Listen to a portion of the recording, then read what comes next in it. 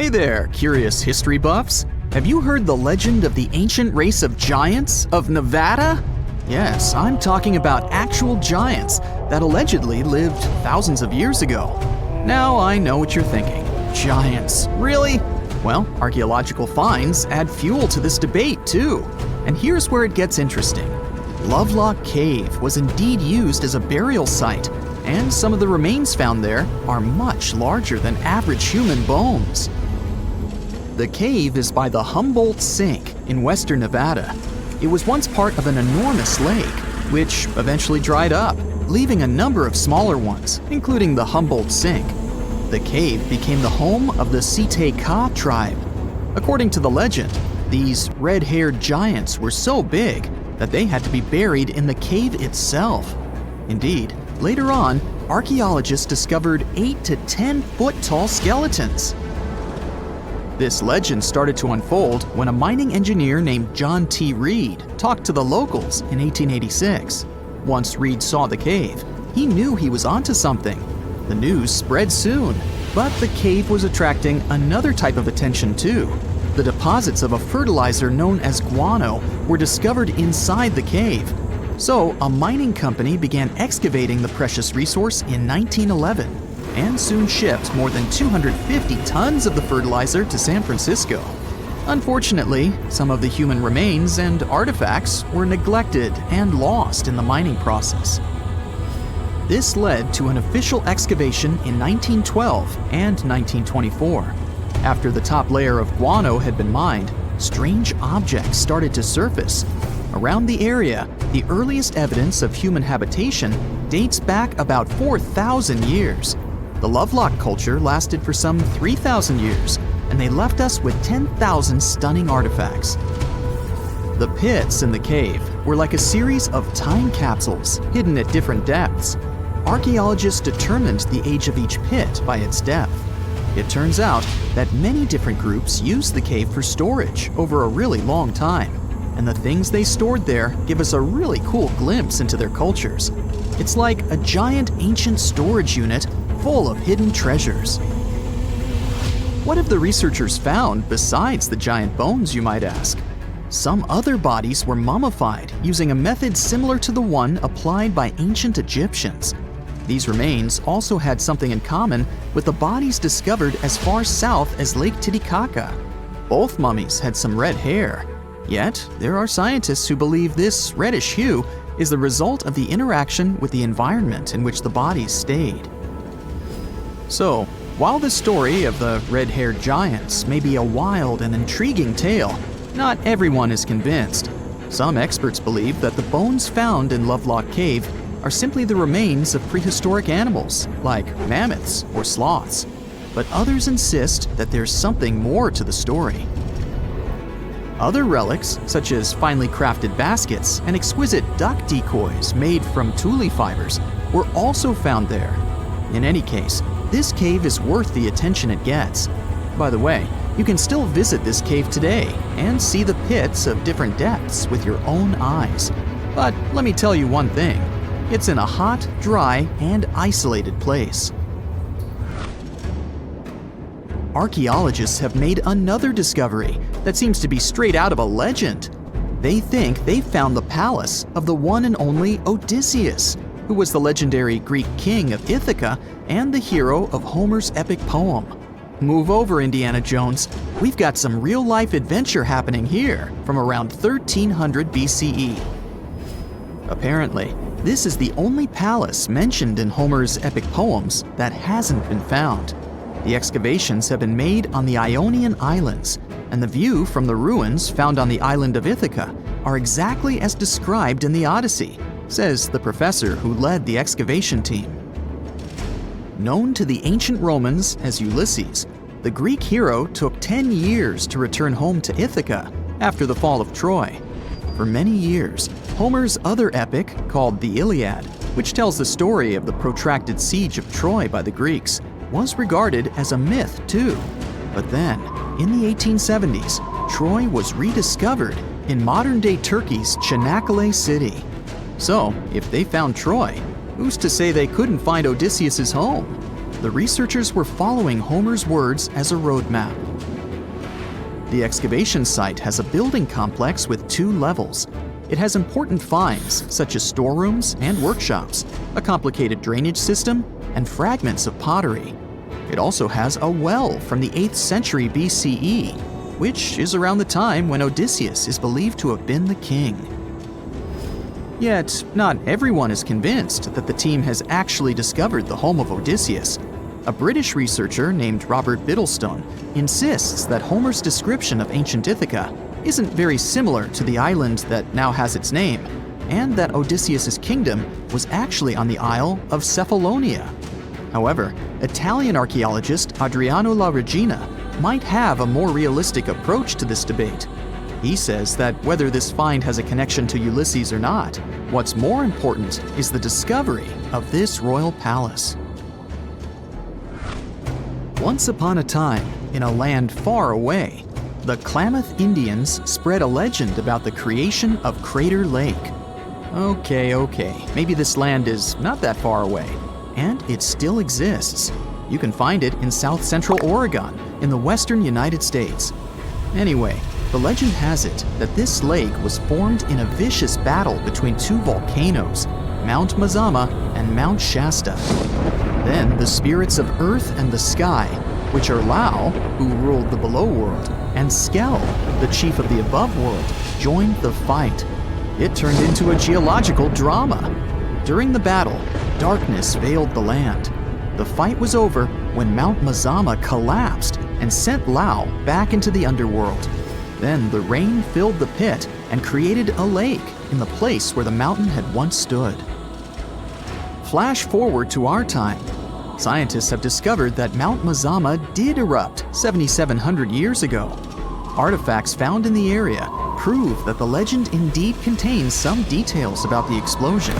The tale says that red-hot rocks were flying through the sky. This happened during the volcanic eruption that caused the mountain to collapse. This created the volcanic caldera, which later on got filled with water.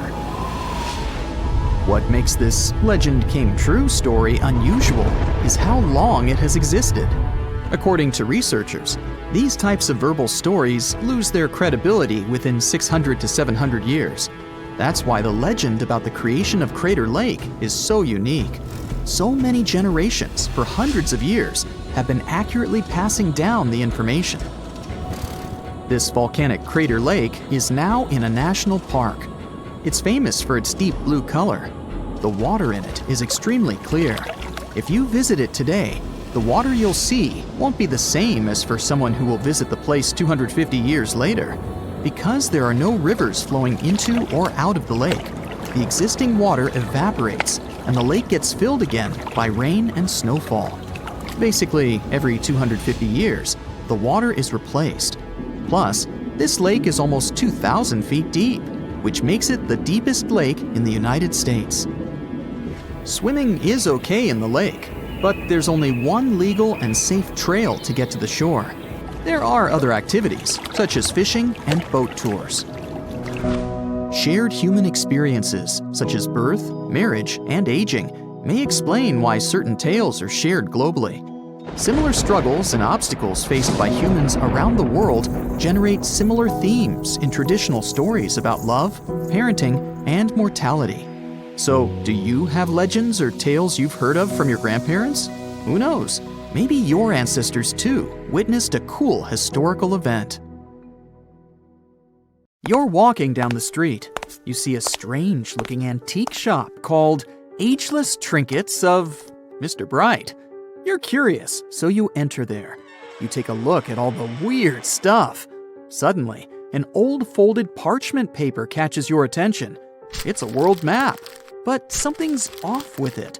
Instead of showing the countries as you know them, it shows the locations of 4 mythical lost worlds and civilizations. Mr. Bright, the shop owner, comes next to you after realizing your shock. This map won't let you find these places or anything, but I can explain to you the legends behind them if you want, he says. Let me begin with Atlantis.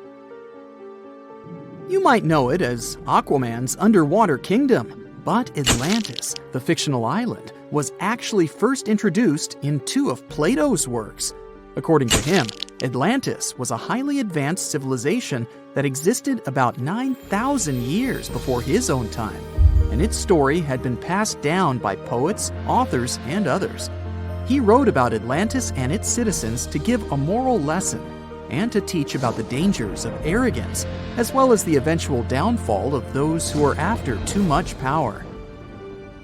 In his dialogues, Plato stated that Atlantis was a great and powerful empire that was respected in all parts of the world. It was founded by beings who were half deities and half human, and became a great naval power after a while. Being an island filled with gold, silver, and other precious metals certainly helped their case. But besides that, it was also known for its breathtaking architecture and state-of-the-art technology, as well as its countless rare and exotic wild animals. Atlanteans were proud of their great achievements and the perfection of their civilization, but their excessive pride was going to bring their downfall. They believed they were so superior that they could gain control over any nation. This led them to launch a series of invasions.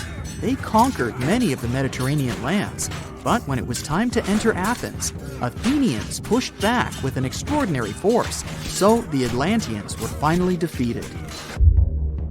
Plato stated that deities then got angry at Atlanteans because of how wicked, greedy, and immoral they became. So they punished them by sending earthquakes, which caused Atlantis to sink beneath the sea.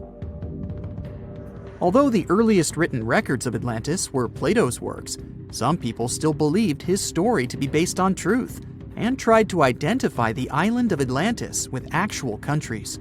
Some people suggested it may have been located in the Mediterranean Sea, near the coast of Spain or Italy. Others thought it may have been located in the Caribbean, off the coast of Central or South America, but there was no solid evidence to support any of these claims. One theory, in particular, seemed more plausible than the others, though.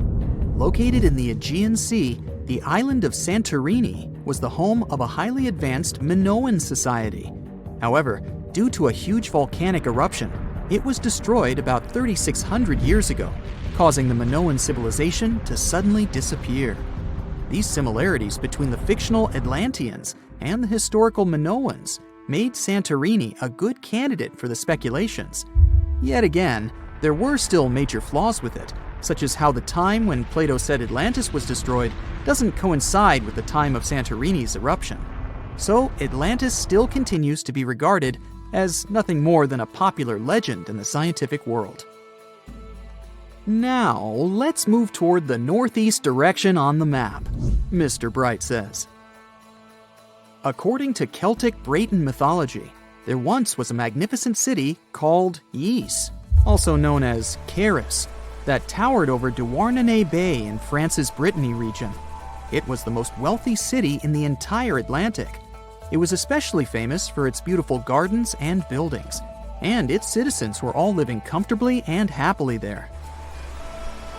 Dahut, who was King Bradlon's daughter in Breton legends and literature, had a deep love for the sea. She begged her father to build a city at the edge of the sea, and that is how the city of Ys was established. Little did she know that she would be the one responsible for the destruction of her father's beloved gift. You see, since the city was surrounded by the sea, it needed to be protected by a dike equipped with floodgates, and these gates could only be opened at low tide. And the only one who had the keys to these gates was the king himself. One day, a handsome red knight arrived at the city, but couldn't pass the gates. Dahut was so taken by him that she wanted to let him in. She knew that her father was the keeper of the only key to the city, so she sneaked into his room and stole it from him. Then she gave it to the Red Knight so that he could enter the city and they could be together. However, the Red Knight turned out to be the Prince of Darkness, and he intentionally left the gate open to the raging sea. The waves soon swallowed all of Ys. King Gradlon was able to escape on his magical horse, but Dahut couldn't. She turned into an evil mermaid who lured sailors into the sea. Today, If you go to Quimper, a city in Brittany, northwest France, you can find the statue of King Gradlon riding on his horse. Although the city of Ypres is a legend, Brittany coast locals believe that on the days when the waters are calm, you can still hear the tolls of the city bells deep under the sea, if you listen carefully. Mr. Bright then points at the Indian Ocean on the map and says, "Now, have you heard about Lemuria?" Back in the mid-1800s, a few scientists suggested that there was once a continent that existed in the Indian Ocean, somewhere close to the south of modern-day Sri Lanka. The first one to popularize this theory was the British lawyer and zoologist Philip Lutley Sclater. In his paper, The Mammals of Madagascar, he stated that he found lemur fossils in India and not in Africa. However, this discovery was extremely shocking to him because of the fact that lemurs' original homeland, Madagascar, is much closer to Africa. He proposed that this was possible only if some larger continent connected the two once. He stated that this continent must have eventually sunk to the ocean floor. He then named it Lemuria, and hence the theory was born. People who came after Sclater took his theory a step further and thought that Lemuria was also the home of an extinct race of humans called Lemurians, who had 4 arms and enormous bodies, and were also the ancestors of modern-day humans, as well as lemurs. Of course, as new scientific discoveries were made on plate tectonics, evolution, and the study of DNA, the theories regarding the fictional continent called Lemuria were debunked. The last fictional land on the map is Agartha, Mr. Bright says. Taking its roots from Eastern mysticism, one legend says there's a kingdom called Agartha that is located deep beneath the surface of the earth. It's where all 4 corners of the world are connected by paths and tunnels. It is said that there's a secret entrance into Agartha hidden in the Gobi Desert, and it's built by Agarthans themselves using advanced technology that can't be detected by us, the surface folks. According to some beliefs, Agartha exists to counterbalance the energies of those who live above the surface. While we live in a state of rush and heightened emotions, this world beneath us is the total opposite. Some even say that those who escaped Atlantis fled here to continue their lives inside the Earth's core. And yet, others think it's actually a land that's crawling with all kinds of monsters. But there's no need to be scared, since modern science proved Earth's core is not actually hollow and is a solid hot iron ball. So you can cancel your journey plans to the center of the Earth if you've made any. Thanks, Mr. Bright. Strange and amazing items are discovered often, but figuring out what our ancestors were up to is pretty tough. Especially when all you have are just some rusty cups and cave drawings. It's no surprise that even the experts in lab coats sometimes make mistakes. But it's not just about dusty plates and huge stones. Sometimes there's even humans with large heads. So grab your digging tools and let's travel back to ancient times to explore incredible societies that even scientists can't fully explain. Sardinia may look idyllic now, but I'm not gonna lie, I wouldn't fancy visiting it 3,000 years ago. Rumor has it, terrible giants roamed around this island back then. People even talk about finding human skeletons over 13 feet tall there, although nobody's ever shown anything to prove it. But the stories will make you wonder because some weird stuff has definitely happened. In 1974, over 5,000 pieces of broken stone artifacts were found in a part of the island called Monte Prama, but instead of being displayed in a museum, they were locked up in an underground vault for about 30 years. Sounds a bit suspicious, doesn't it? When they were finally displaced in 2005, scientists put the pieces together to find statues of 38 giant men standing 8 feet tall. Not quite as tall as the legendary skeletons, but still pretty huge. It's thought these statues were made by the Nuragic people, who lived on the island a long time ago. Besides giant statues, they also built over 8,000 massive stone buildings. Perhaps Nuragic weren't giants themselves, but they definitely liked their things big. I do too. I like a big number of likes on our videos. That would be pretty great. Thank you if you liked this and subscribed. Now back to the video. You and I are pretty smart, but we might not be the smartest humans ever. Actually, we might not even be the smartest species. Since 1913, some skull fossils found in South Africa have hinted at a possibly smarter contender called Boskop man. This human-like species might have lived as recently as 10,000 years ago. Their skull suggests they had really big heads, which means their brains could have been 30% bigger than ours. Wow! Their average IQ could have been around 149, making them among the smartest 0.05% of people today. But if a Boskop brainiac was so much smarter, why are they not around and we are? Well, bigger isn't always better, you know. Our brains are a lot bigger than our ape relatives, mainly in the prefrontal cortex. This part helps with high-level tasks like making decisions, remembering things short-term, and being aware of ourselves. The parts of the brain that handle our senses and movements haven't really grown much. So, maybe the Boskops spent too much time dwelling on the past rather than doing practical things like hunting. But this is all just guessing. We really don't know what happened to these clever cousins of ours. Some people even argue that Boskops weren't any different from us, with the only evidence being parts of skulls. The jungle is huge. Did you know the Amazon rainforest is home to about 30% of all the world's plant and animal species? That's impressive. However, the history of one native species, humans, has long puzzled scientists. The mysterious Kasarabe people lived here for hundreds of years and then vanished around 1400 AD. People thought the Amazon only had a few scattered tribes, but recently we discovered big, unusual shapes in the ground called geoglyphs. These might look like simple shallow ditches, but they're actually the remains of a vast civilization that spread over 5,000 square miles and includes about 450 markings, some as wide as 1,300 feet. That's insane!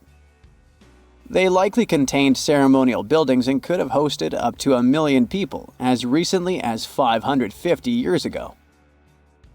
Thanks to new technology like LiDAR, which uses a safe laser to map the forest without harming it, we can explore deeper. In 2019, some scans showed miles of raised roads and pathways and even pyramids over 70 feet tall. They found 26 separate settlements, 2 of which were at least 250 acres each. Damn, that's like 330 soccer fields. It's not certain what happened to the Kasarabe people. Maybe European conquistadors drove them out. Maybe the most baffling ancient civilization is one we've never actually found a trace of. Yep, I'm talking about Atlantis, the grand city that supposedly sank into the ocean. The first mentions of Atlantis come from the ancient Greek philosopher Play-Doh, who talked about a great city near the Strait of Gibraltar. But for ages, everyone just thought Play-Doh made up Atlantis as a perfect version of his own Athens. So why, about 12,000 years after it supposedly vanished, do we still wonder if it might be real? Well, in the 19th century, U.S. Congressman Ignatius Donnelly wrote a book giving 13 reasons why he thought Atlantis was more than just a myth. Then in 1965, some folks thought they actually found Atlantis when they discovered the Richat structure, a massive 25-mile-wide dome in Mauritania, Africa. It's so big that you can see the whole thing from space. 2 astronauts flying over the Sahara Desert spotted this giant eye staring back at them and thought they'd made the discovery of a lifetime. Unfortunately, there's no solid evidence linking this structure to Atlantis. It's believed to have formed from volcanic activity about 100 million years ago. But it does look suspicious, doesn't it? Still, we're no closer to knowing the truth. Imagine going back to about 3,300 BCE and finding yourself in South Asia. Welcome to the Harappan civilization. These people were way ahead of their time. They had cities like Harappa and Mohenjo-daro, complete with baked brick houses, sophisticated drainage systems, and even public baths. This place might have had over 5 million people, making it one of the densest regions at the time. They also invented a system of standardized weights that was incredibly useful for traders. And trading they did. These people had connections stretching all the way to the Middle East, thanks to their great skills in metallurgy. They even had a form of ancient branding. The seals were used to stamp clay on trade goods. Despite being so advanced with a thriving urban life, there's a whole bunch of mystery shrouding their language and script. We've got bits and pieces of their writing, but no one's deciphered them yet, even with all the technology we have today. We also still don't know how exactly their society worked. It looks like they didn't flaunt their social status as much as other civilizations. No grand palaces or massive monuments. Instead, their largest buildings might have been granaries. They sure were practical. Unfortunately, all good things must come to an end. Around 1800 BCE, this bustling civilization started to decline, possibly due to shifts in river patterns. As the environment changed, the Harappans packed up, moving towards more hospitable lands. Ever heard of the Minotaur? The beast with a bull's head and a man's body, hunting the bravest travelers in a massive maze. Well, this wasn't just any old tale. It was one of the most popular dramas of the ancient world, and it was inspired by this place, the island of Crete. The Minoans lived here during the Bronze Age. They had stunning palaces, amazing frescoes, and a culture so rich it still fascinates historians to this day. They built places like Knossos, which was so complex with its multi-story buildings and elaborate hallways that it might have inspired the whole labyrinth myth. Their engineering was so ahead of its time that even their drainage systems were more advanced than what many of us have today. Let me know in the comments which of these stories you find the most fascinating, and thanks for watching. Now, we wouldn't call this island mystical unless there were tales of giants living here. The island of Gozo in Malta is the backdrop of an ancient legend. Malta is an island country located in the Mediterranean Sea, just south of Europe. It's a very strategically located archipelago. Throughout history, it was ruled by many different societies, such as the Phoenicians, Greeks, Romans, and Carthaginians. One cold night, thousands of years ago, a farmer noticed the sky turn orange, then red, when he heard a loud thump. Although the ground seemed to be moving, this wasn't an earthquake.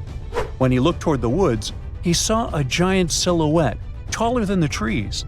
As he fearfully approached, he realized it was a woman, a giant woman. She introduced herself as Sansuna. Unlike the terrible giants of many tales, Sansuna didn't want to exterminate the human race. She was loving and caring. She told the farmer that she and her people could help protect their land from invaders. The locals were pretty interested in this offer. Since Malta is located in an important commercial route, it was constantly being invaded. The story says that Sansuna settled in Malta, and sooner rather than later, she was moving things around. And when I say things, I mean monoliths. Sansuna carried huge stones on her shoulder to build a magnificent temple called Ggantija, which means place of giants. She even did this while holding her half-giant, half-human kid on the other shoulder. Some say Sansuna lived exclusively on beans and honey, although others replaced honey with water. The funniest bit here is that Malta is the 10th smallest country in the world, but it somehow managed to host giants. Hey, go figure. The temple looked like a giant game of Tetris, with some stones weighing as much as 20 elephants. Some of these monolithic rocks are so heavy, scholars guess it would take 50 men working together to lift just one stone. Now, as much as this is entertaining, humans never proved giants were real, so this story couldn't be true. There's a brief mention of a species of giants called the Nephilim in some ancient texts. The Nephilims would have been terrible giants that wreaked havoc on the earth and only survived until the Great Flood. But nobody ever found real proof of this species really existing on Earth, until this came along. The world of Maltese archaeology unearthed quite a few shocking things in the past years. One of them are known as the Hypogeum skulls. Hypogeum is the Greek word for underground, and this incredible site was discovered in the first decade of the 20th century. Back then, Malta's National Museum director received an important phone call. Someone had accidentally dug some impressive bones and asked him to come check it out. The Hypogeum looked like an underground city, filled with mazes and rooms that stretched along multiple floors. They were all made with similar limestones as the Maltese temples above ground. The Hypogeum was filled with important relics and artifacts. Scientists quickly understood that the Hypogeum was built as a type of final resting place for locals. So, along with skulls, they found a lot of bones and skeletons. One of these artifacts were skulls, but these weren't regular human skulls. Rather, they were of the elongated type. To make matters worse, these skulls were hidden from the public for years. People started to talk and created a bunch of theories behind it. The truth is that this discovery was a turning point for Maltese archaeology, although scientists didn't know what to do with it. Some wondered if these skulls were natural or manipulated, since they knew some cultures in the world used head binds to alter their skulls. Other scientists threw in the hypothesis of little gray people or even the legendary giants. Some say that the elongated skulls could have been sculptures that worshipped otherworldly deities. There was no way to confirm any of these theories, so the question remained: who were the builders of Malta's megalithic temples? Now let's take a look at what scientists know. The Maltese megalithic temples have been standing strong since 3500 BCE, which is even older than the pyramids of Egypt. The main dilemma here is that these temples were built even before we invented writing, yet they required advanced technological skills to exist. The Ggantija Temple seems too absurd to have been built by humans. The South Temple has a corridor with 4 oval rooms on the sides, looking like a big shamrock leaf. In one of these rooms, scientists found altars decorated with spiral patterns. It looked like an altar of some sort, indicating early Maltese people used them for ritualistic purposes. The North Temple is similar but smaller, with a very low entrance that makes people crouch down to get inside. You get it? You need to bow down to their deities in order to get into this sacred place. I mean, one can't help but wonder about the secret reasons these ancient builders had to build such a huge temple. I'm thinking they probably cast one of Daenerys' dragons to move the monoliths around. Yeah, I'm joking here. But hey, remember the entrance to King's Landing? Yup, the series used the Medina Gates in Malta as the exterior of King's Landing during Episode 3 of Season 1. Anyways, back to the giants. The ritualistic theory of the whole thing won a few points when archaeologists uncovered these mysterious figures. They're popularly known as fat ladies. These tiny statues have round bodies and faces that show how much they enjoyed life. They kinda look like a miniature Sunsana, the giantess we talked about. Scientists believe these were statues that celebrated well-being and prosperity. It does prove that the people of the time had advanced craftsmanship skills, and they were pretty intentional with their constructions and art manifestations. One of these statues is known as the Sleeping Lady. This Neolithic piece of art depicts the figure of a large woman lying on her side sleeping. After studying it deeper, scientists guessed this statue was meant to represent the Great Reaper. It was found in the Hypogeum, which we now know was a huge resting place. This specific statue is different from all the other fat ladies, starting with the hair and the embroidered skirt. Then there's this statue. This is supposed to represent an 8-foot-tall woman and the rim of her skirt. She was discovered in the most unusual of ways. A farmer was trying to plow his field, but he kept hitting large blocks of stone. All the way back in 1915, the farmer called Malta's National Museum director and asked him to come check it out. Some think this is all the proof you need to confirm that Sunsana was real. Others aren't all that sure. But that's not all. The place where this giant statue was buried revealed one of Malta's most impressive archaeological sites, the Ggantija Temples. The temples were made from limestone blocks. Some are 20 feet tall and weigh around 20 tons. Zamet, the museum director, kept digging and discovered multiple sites made of megalithic stones. All of them supposedly built by Stone Age farmers, all stranded on a remote island in the Mediterranean Sea thousands of years ago.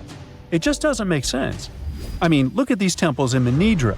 This is probably the world's earliest calendar. On the equinoxes, the sun passes directly through the main doorway, straight down the central axis. On the solstices, there are two superb variations. During the summer solstice, the rays fall on the edge of the megalith to the left of the doorway, and during the winter, the rays fall to the right side of the doorway. It's astronomical precision at its finest.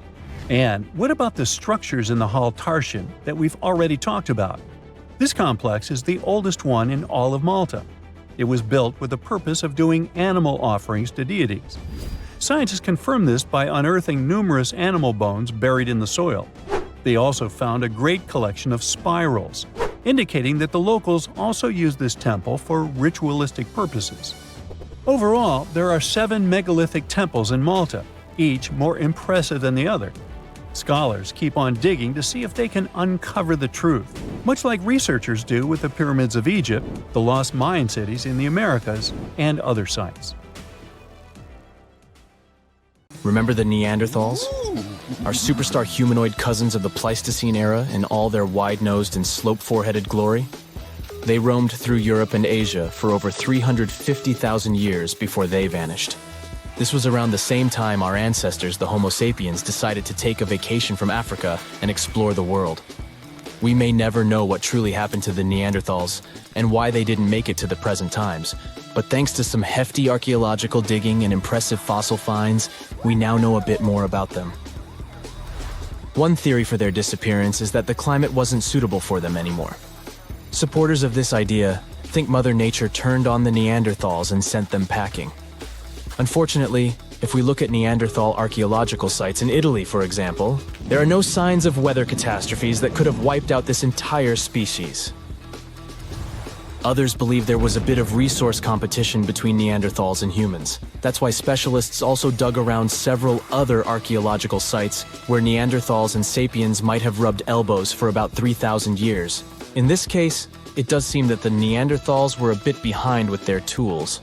Their technology was like flip phones in the age of VR. But who knows if these two species ever crossed paths in that particular region?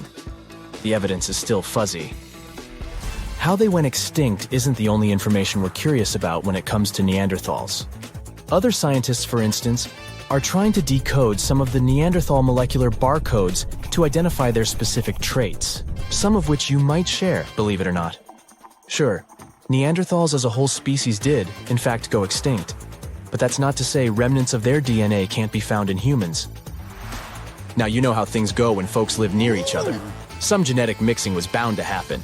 The evidence? A dash of Neanderthal DNA which was found in modern folks. Now, this is where the plot thickens. Scientists thought that since Neanderthals never lived in Africa, their DNA wouldn't be found in modern African populations. Well, it turns out that African people have about 0.5% Neanderthal DNA too. This doesn't mean our Neanderthal relatives simply teleported through African territories without leaving any trace behind. What this discovery actually implies is that early humans might have visited Europe, mixed their genetic material with that of Neanderthals, after which they returned to Africa. That's a lot of migration. How did we stumble upon that Neanderthal DNA these days, you might wonder? Well, scientists gathered thousands of people from all around the world. Participants came from places like East Asia, Europe, South Asia, America, and Africa. Percentages may vary, sure, but around 20% of the good old Neanderthal DNA is still found in US modern folks. Sure, the average Joe only carries about 2% of that caveman swagger. If you're from certain places or families that have a smidge more Neanderthal in their gene soup, you're looking at 3% tops. Is there anything in particular that we share with our long-gone humanoid cousins? As it turns out, our Neanderthal ancestors gifted us more than just their company for some thousands of years. They also passed down the incredible legacy of their noses. Well, you see, the Neanderthals were outfitted with some seriously high-rising sniffers. These weren't just cosmetic, they were also quite the asset in chilly climates. The icicle-dripping, teeth-chattering kind of cold where your breath could freeze before it leaves your lips. During those days, the Neanderthal noses worked as personal heaters, warming and humidifying the cold, dry air they inhaled. For that kind of extreme weather, these impressive nasal skyscrapers turned out to be quite handy. When our Homo sapiens ancestors decided to leave the sunny savannas of Africa for a spot of frostbite up in Eurasia, they bumped into the Neanderthals. This encounter resulted in not just an exchange of pleasantries, but also an exchange of genes that coded for larger noses. This newfound genetic nugget was discovered by scientists who dug deep into the DNA of over 6,000 volunteers. To complete the study, these scientists meticulously compared this genetic data to snapshots of the volunteers' faces. They measured the distances between various points on each face, such as the height of the volunteers' nose bridges. They then played a game of spot the genetic marker to identify if certain facial traits were linked with specific genes. By the end of this exciting chase, they hit the jackpot. 33 shiny new genome areas were linked to facial features. One standout gene, named ATF3, was traced back to our Neanderthal ancestors and seemed to be the maestro of controlling nose height.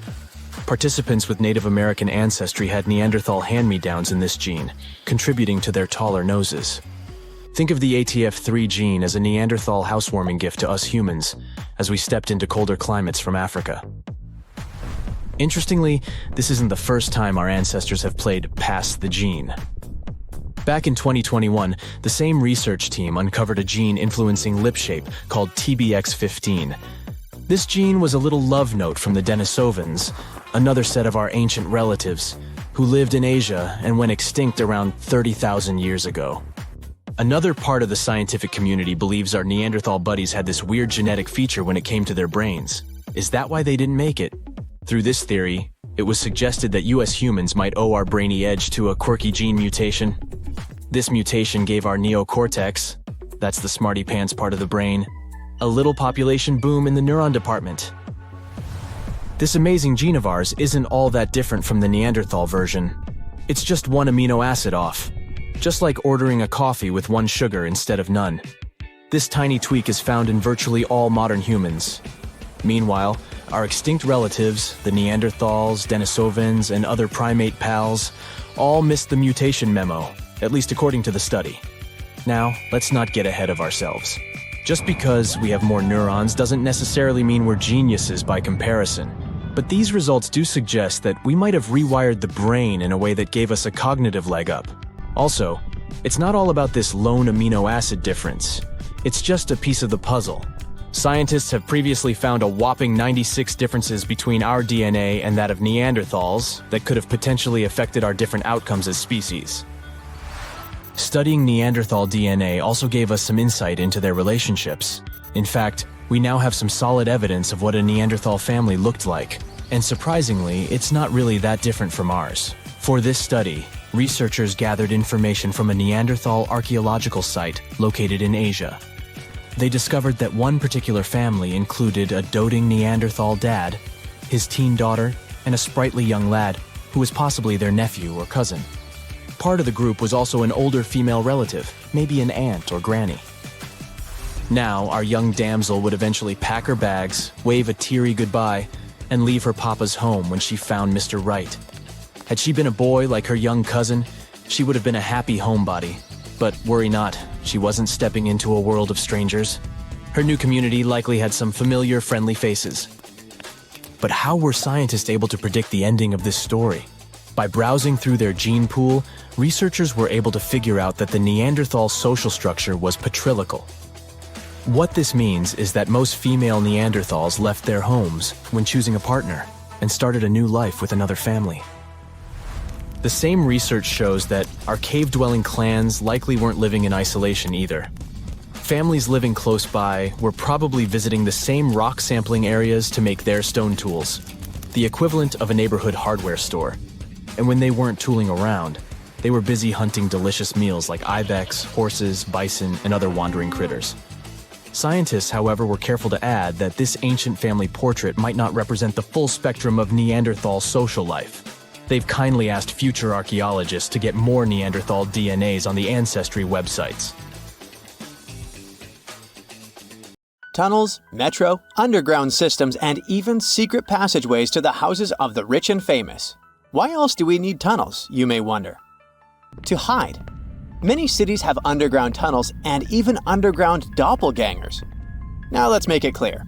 Those passages are normally not connected, contrary to the popular rumor claiming that it was possible to get from Scotland to Turkey using underground passageways built around 5,000 years ago. I mean, it sounds insane even today.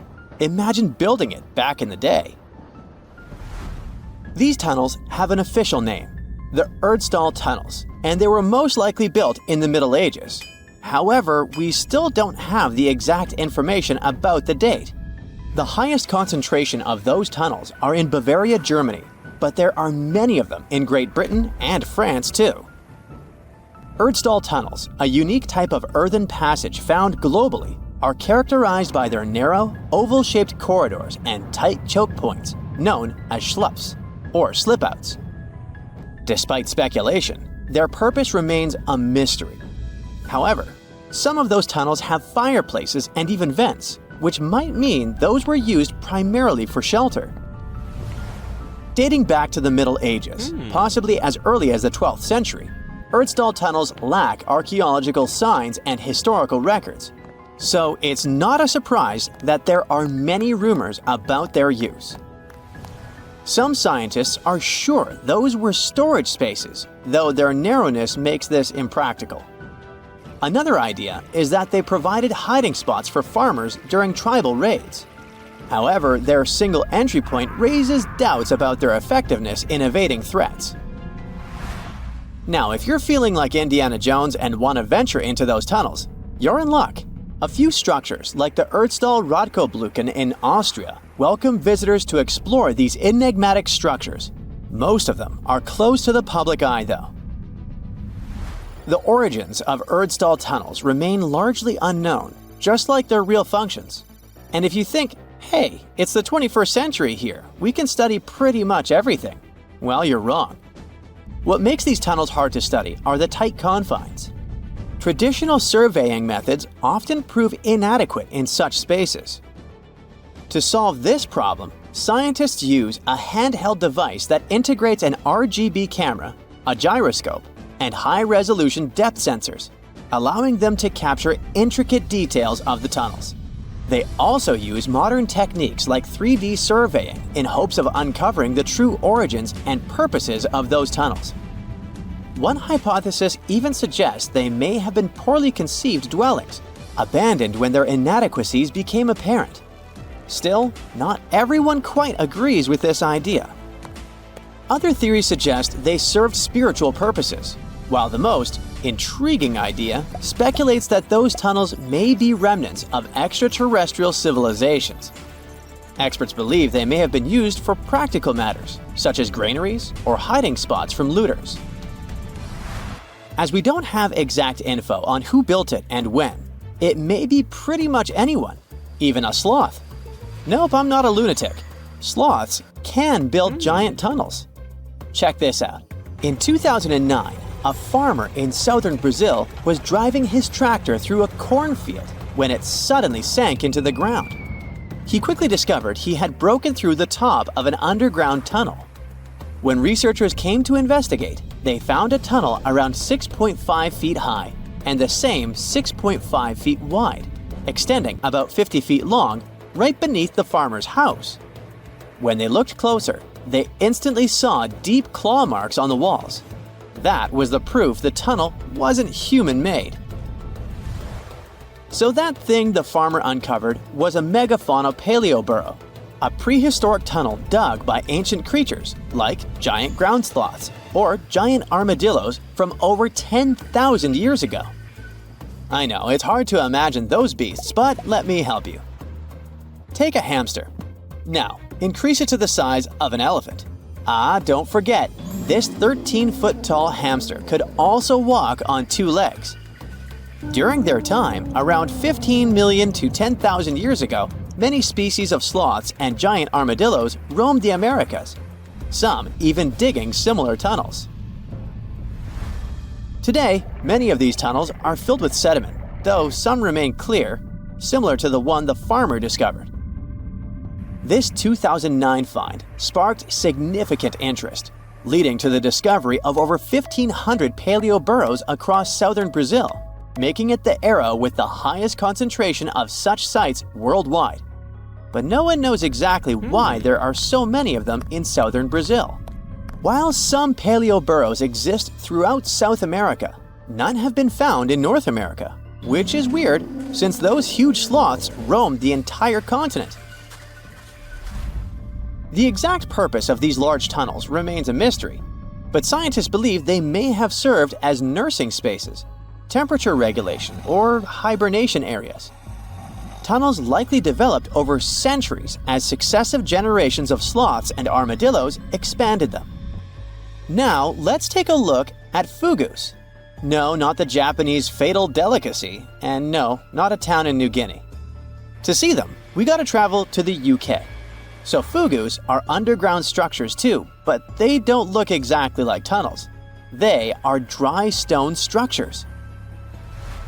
They look as if a cave had been decorated with stones from the inside. There are only around 15 of them found so far, and most of them are located in Cornwall. According to the estimates, those tunnels were built about 2,400 years ago, and they're still in pristine condition, which is truly fascinating. I mean, back in the day, people had no cool machinery whatsoever, yet their structures still last. And if you dare to buy an apartment today, well, chances are you won't be too happy about the quality. Going back to our fugus, there's nothing extraordinary about their supposed purpose. They could be used for spiritual purposes, as a place to hide, or a food storage. The latest application, though, is a bit weird. I guess it's not a secret for anyone that England is famous for its excessive humidity. And if you want to store your food properly, you gotta avoid the humidity at all costs. Otherwise, say welcome to mold and fungi. But ancient people weren't dull-witted at all, or they wouldn't have survived, and you and I wouldn't be around now. So they might have adapted those fugus to store just some products, those that already had natural molds in them, assisting in the preservation of perishable food, like milk, butter, and cheese. But hey, those are just speculations. The true reason why they were built remains unknown. What makes fugus unique is that they are intentionally built tunnels, not just excavated mines like those in Wales. They were crafted by digging deep trenches, lining them with stone slabs, covering them with capstones, and then filling over them, all of which took significant time and effort. Still, no matter how hard those were to construct, cities around the globe are often built over intricate tunnel systems, each unique to its location. For instance, Paris is famous for its extensive underground quarries, which were abandoned years ago, but still pose a risk of collapse in certain areas above. London boasts one of the largest tunnel networks in the world, including many that were specifically created for military purposes. In New York City, there are rumors of secret tunnels, while Los Angeles has old tunnels from the Prohibition era used for speakeasies. Many other cities also have their share of enigmatic tunnels, and surprisingly, Florida is no exception. It happened in the year 2011 in Ybor City. Near a former post office, flooding uncovered something weird, a section of an unknown structure. Back then, people didn't pay much attention to that, so it took another 7 years to discover something truly fascinating. This historic neighborhood was founded in the 1880s, but it remained unknown until 2018 that it also has a hidden tunnel network. We only learned of it because of renovation work. The exact purpose, of course, is unknown, but most scientists are pretty sure that they serve to connect to early gaming spots and the port of Tampa. Figuring out how extensive the tunnel network is tricky. In 2018, a historic home in Seminole Heights revealed locked doors leading to tunnels from the 1920s. One local even said he traveled through a tunnel for 20 minutes. Rumors suggest some tunnels connect to the Hillsborough River and Ybor City. Research is ongoing, but no new info has emerged yet. When you mention your plans to travel to Tristan da Cunha, the chances are your friends won't even know where this remote island is located. No wonder.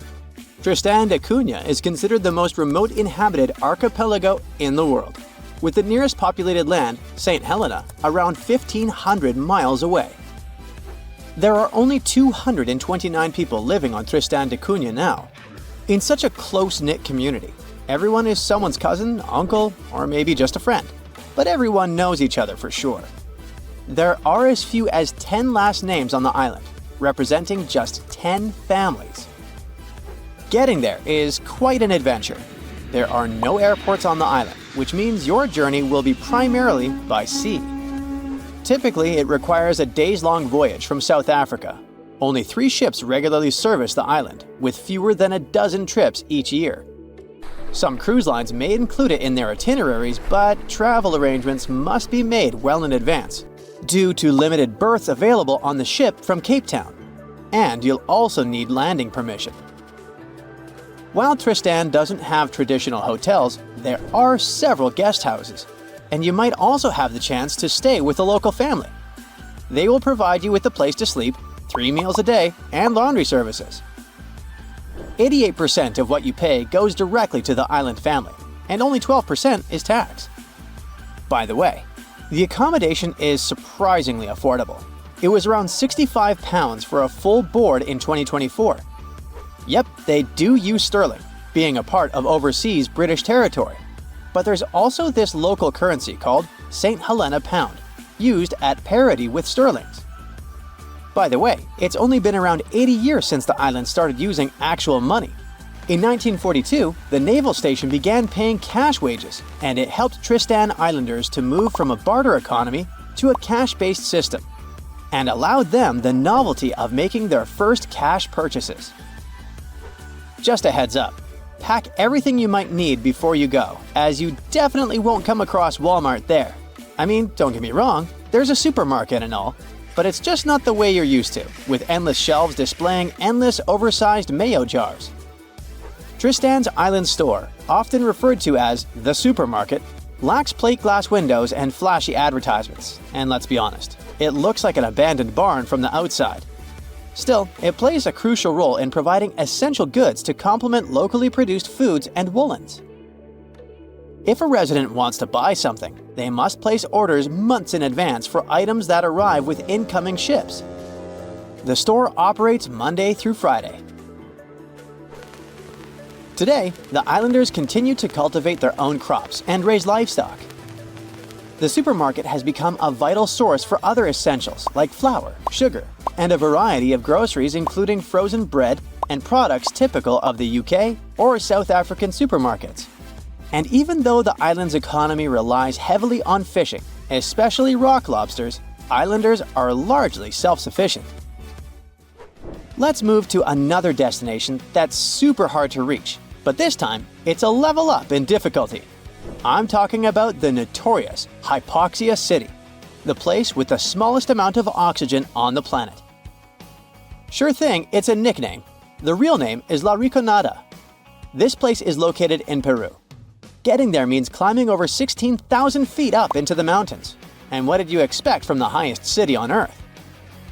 Despite its hard-to-reach location, it houses way more people than Tristan da Cunha, between 30,000 and 50,000.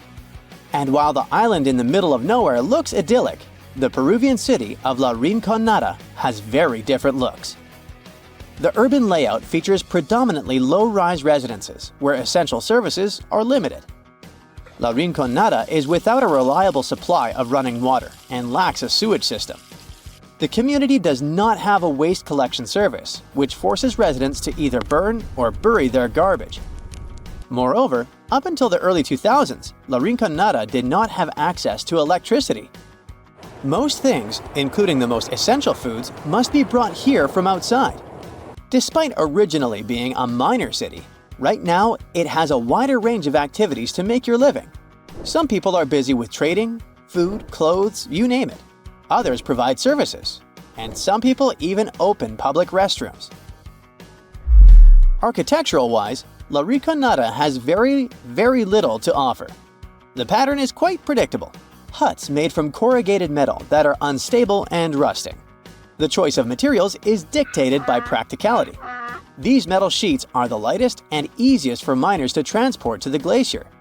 Unfortunately, the homes lack proper insulation, leaving residents shivering in the cold even though they have access to wool from local sheep, which is an excellent insulator. Sturdier rock homes exist but are rare, typically inhabited by wealthier miners. While the architecture might not be particularly captivating, the vistas certainly are. In nearly every spot in La Rinconada, a glance upward reveals La Bella Durmiente, or Sleeping Beauty, a massive glacier towering over the town. Getting to La Rinconada is very hard. First, you'll need to fly into Alejandro Velasco Astete International Airport in Cusco, Peru. Once you're in Cusco, you can catch a train or a bus to Puno, which is right by Lake Titicaca. Here's where it gets a bit tricky. The only way to really get up to La Rinconada is by hitchhiking or finding a ride into the mountains.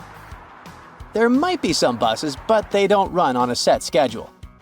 If you're up for it, you can rent a car, but be warned, the roads can be pretty rough and tricky to navigate.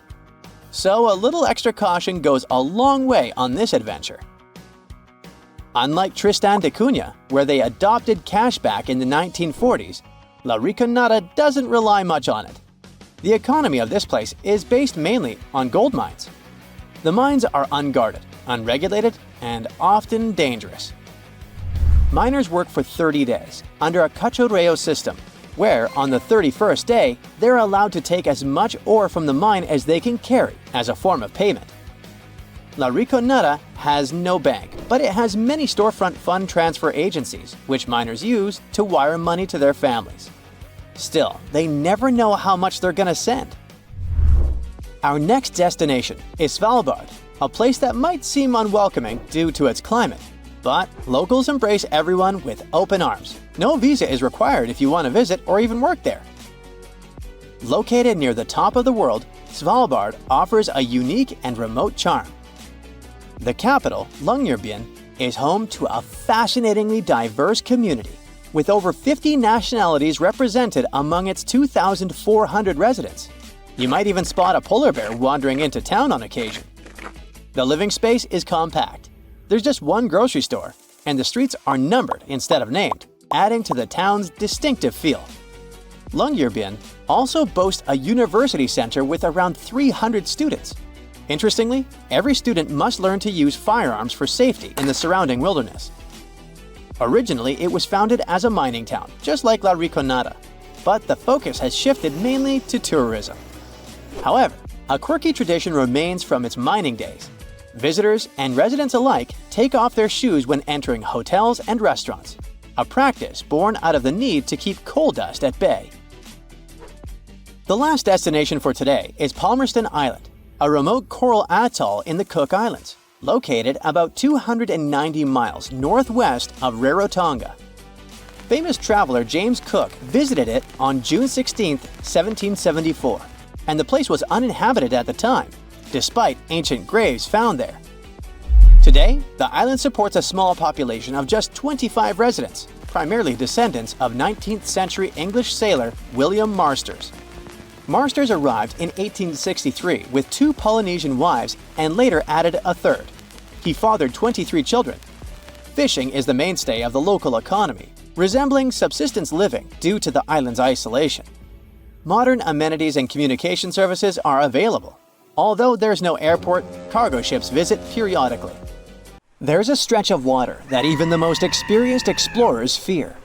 No matter what season you choose to cross it in, you risk meeting face-to-face with waves that can reach as tall as the Hollywood sign. I'm talking about the Drake Passage, the waterway connecting the Pacific Ocean to the Atlantic Ocean, stretching from Cape Horn at South America's southernmost tip to Antarctica's South Shetland Islands. It's about as wide as the distance from London to Berlin and takes up to 48 hours to cross. Some sailors compare getting on the other side to going to the moon. That's how challenging it is. Even the man who discovered it, Sir Francis Drake, never sailed these waters because they seemed too dangerous to him and opted for a calmer, although longer, Strait of Magellan. The passage took the lives of around 20,000 sailors and over 800 ships. Tourists who want to see Antarctica cross the Drake Passage on a regular basis, although it's still often called the world's most terrifying ocean crossing. The Antarctic Peninsula, where travelers go, isn't really part of Antarctica itself. It sticks out and points towards South America like two fingers almost touching it. The water gets squeezed between these two land masses, making strong ocean currents. The passage is part of the Antarctic Circumpolar Current, the largest ocean current on Earth. The water rushes through the passage at a speed between 95 and 150 million cubic meters per second, which makes it rougher. And then there are winds that usually blow from west to east and are very strong between 40 and 60 degrees latitude. That's why those areas are called the Roaring Forties, Furious 50s, and Screaming 60s. Land slows down winds, which is why storms hitting Ireland and the UK get weaker as they move east. But Drake's latitude is the only place where winds can blow all around the Earth without being stopped by land, so they keep getting faster. These strong winds turn into huge waves that can hit ships really hard, normally around 13 to 16 feet tall. They're much higher than waves in the Atlantic. Drake Passage also has underwater mountains that you can't see. The huge current squeezes through this narrow passage and causes waves to crash against these mountains underwater. These internal waves create whirls that bring cold water up from the deep ocean. So it's not just rough on the surface, the water is wild all the way down. The first sailor managed to sail around Cape Horn and through the Drake Passage in 1616. It was a Dutch navigator, Willem Schouten, in 1616. But the most famous attempt to cross it was undertaken by Sir Ernest Henry Shackleton on his ship named Endurance. He and 27 of his men set off from South Georgia, aiming to reach Vassal Bay in Antarctica. But things didn't go as planned. On January 19, 1915, their ship got stuck in the ice. And by October, it began to sink.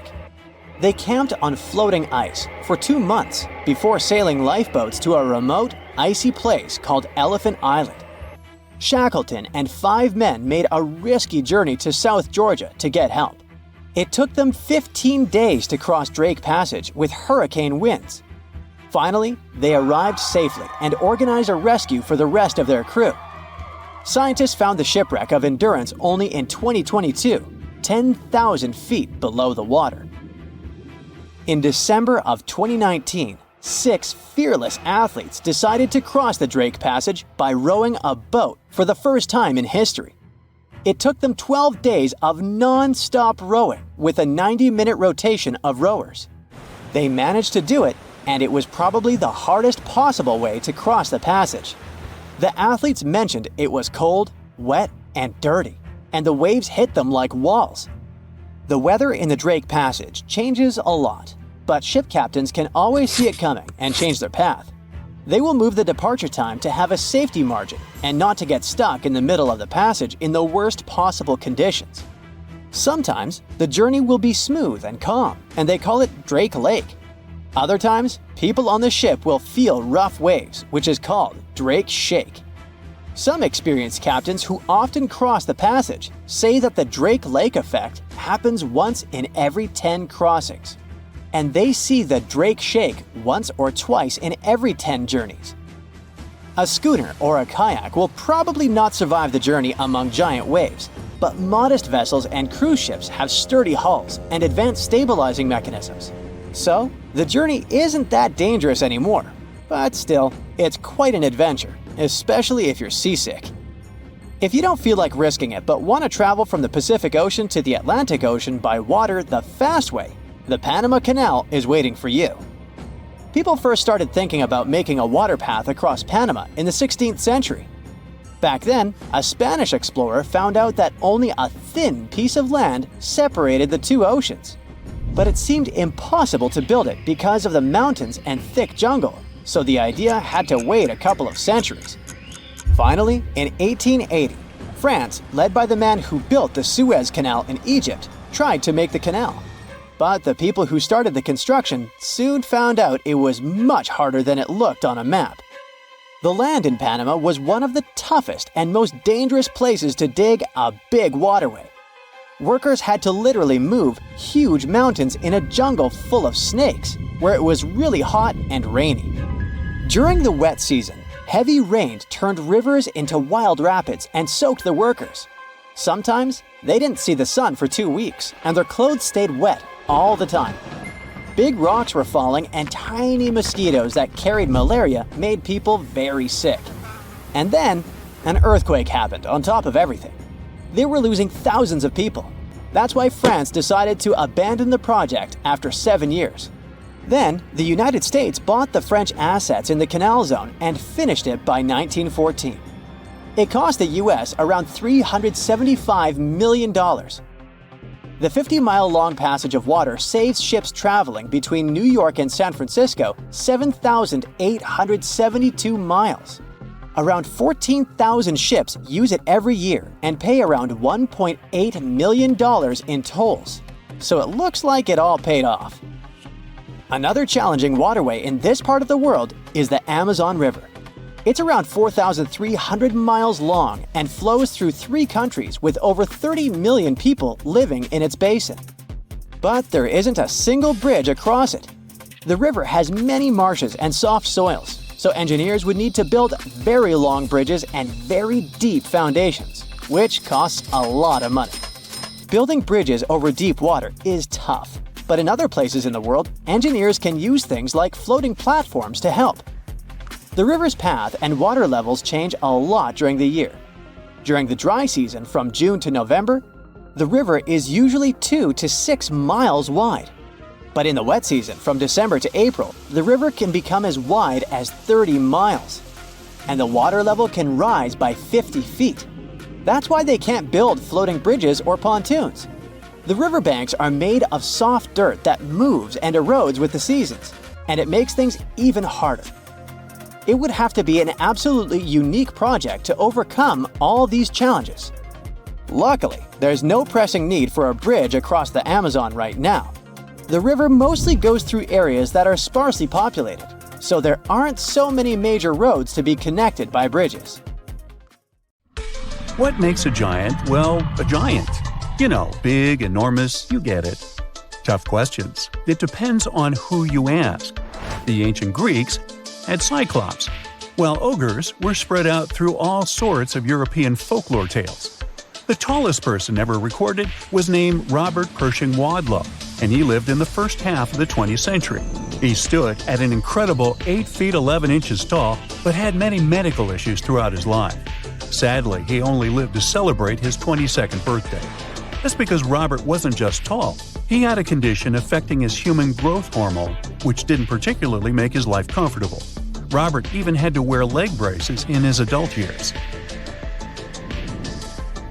During that same time, incredible discoveries were reported in North America. Some people claim to have uncovered weird-looking skeletons, much larger than previously associated with human beings. It immediately raised the question, did giants really used to roam our planet? Our story begins with the idea of a mound builder race. Some scientists back in the day claimed that these massive earthworks in places like the Mississippi Valley, called the Grave Creek Mound or the Great Serpent Mound, were built by some sort of prehistoric type of human, much larger and stronger than us Homo sapiens are today.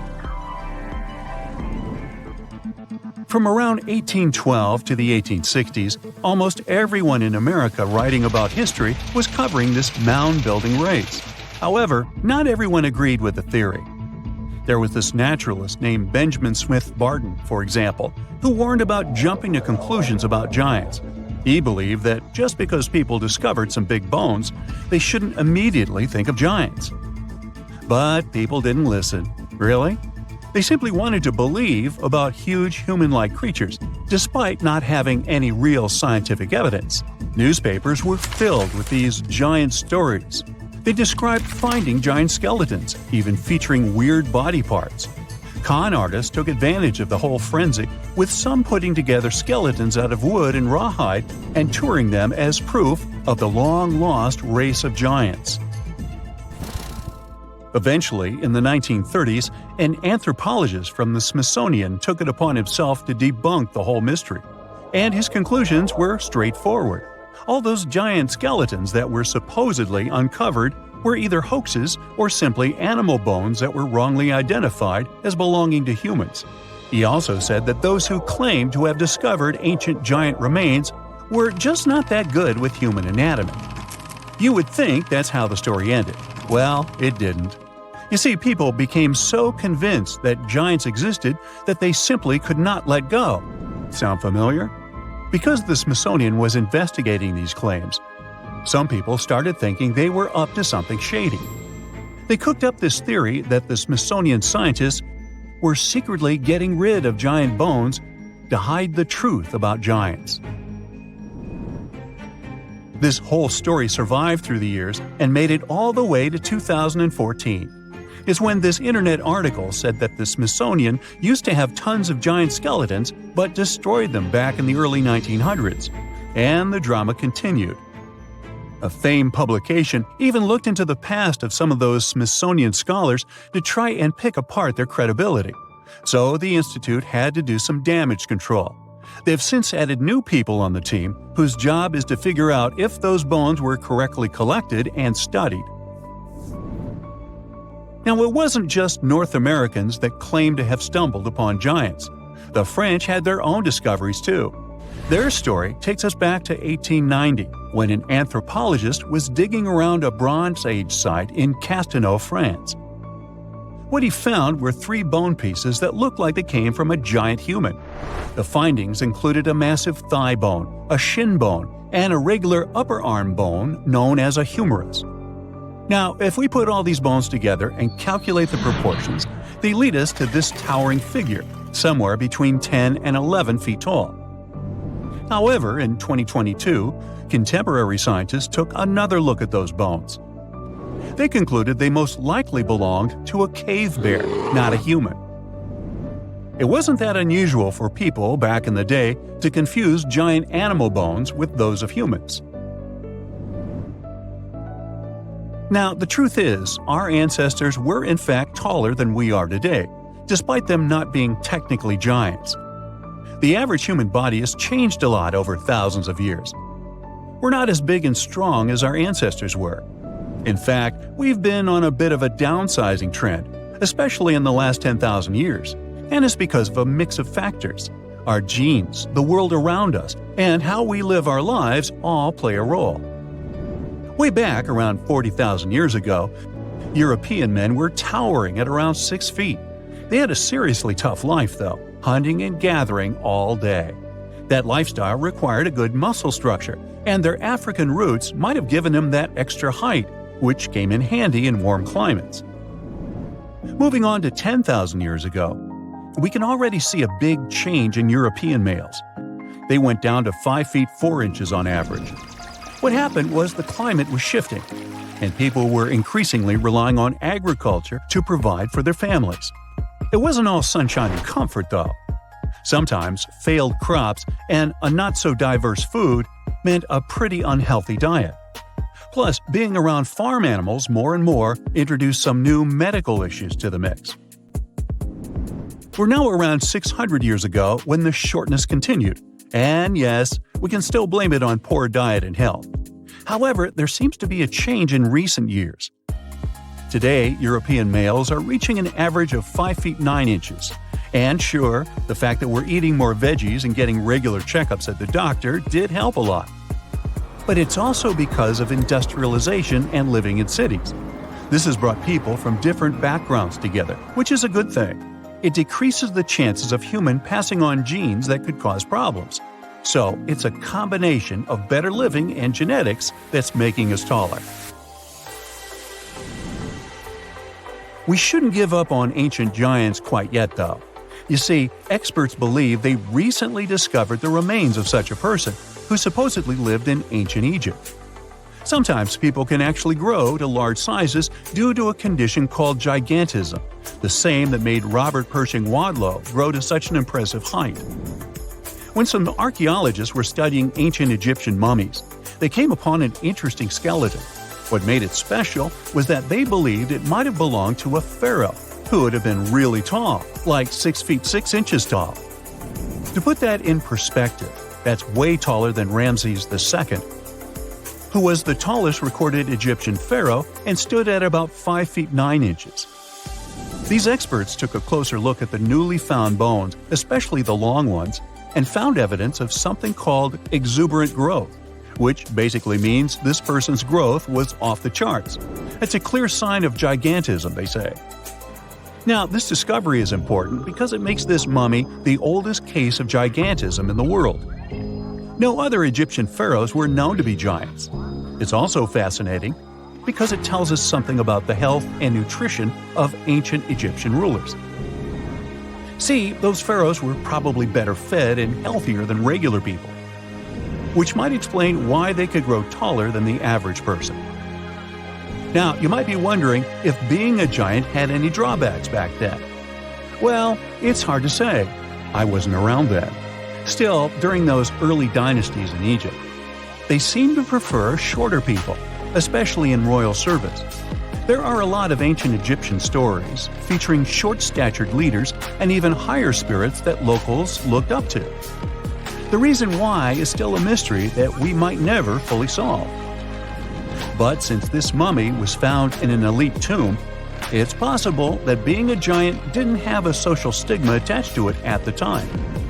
Maybe he was, in fact, seen as special. If everything had gone according to the original plan, you wouldn't recognize the Washington Monument today. The designer, Robert Mills, wanted to create a temple-like building with 30 tall stone columns and statues of important people from American history. There would have also been a statue of George Washington riding a horse and a 600-foot-tall Egyptian-style obelisk in the middle. In 1848, they placed the first stone of the monument in a big ceremony with thousands of people. Abraham Lincoln also was there, although he was not yet famous. They started building, but by 1854, they ran out of money when the monument was only 150 feet tall. Finally, 22 years later, President Ulysses Grant gave the project federal money to finish the monument. By then, tastes had changed, and they decided not to build the temple part of the base. Since the project had stopped for so long, the stone colors couldn't match perfectly. That's why the bottom of the monument is lighter than the top. When it was finished, the Washington Monument was the tallest structure in the world. But 5 years later, the Eiffel Tower was built, and the monument had to give away the champion's title. Years before the JFK Airport started functioning, the Empire State Building was supposed to serve as one. Yep, the iconic New York's landmark antenna wasn't designed for King Kong to climb it, but as a mooring mast for giant airships. The leader of a group of investors erecting the building, Alfred E. Smith, imagined that passengers would walk down a ramp and be out on the streets of New York just 7 minutes later. But the man in charge of a famous airship called the Graf Zeppelin didn't think this idea would work out.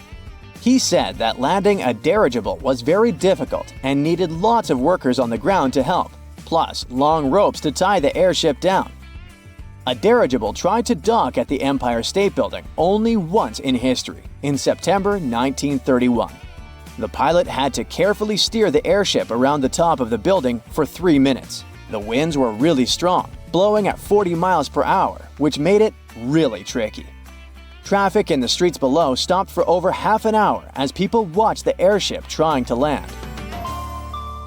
Mount Fuji has become one of the symbols of Japan as a mountain peak, but it's actually formed by 3 different peaks. There's a legend that says Mount Fuji was created in one night by an earthquake in 286 before the Common Era, but geologists believe it's much older.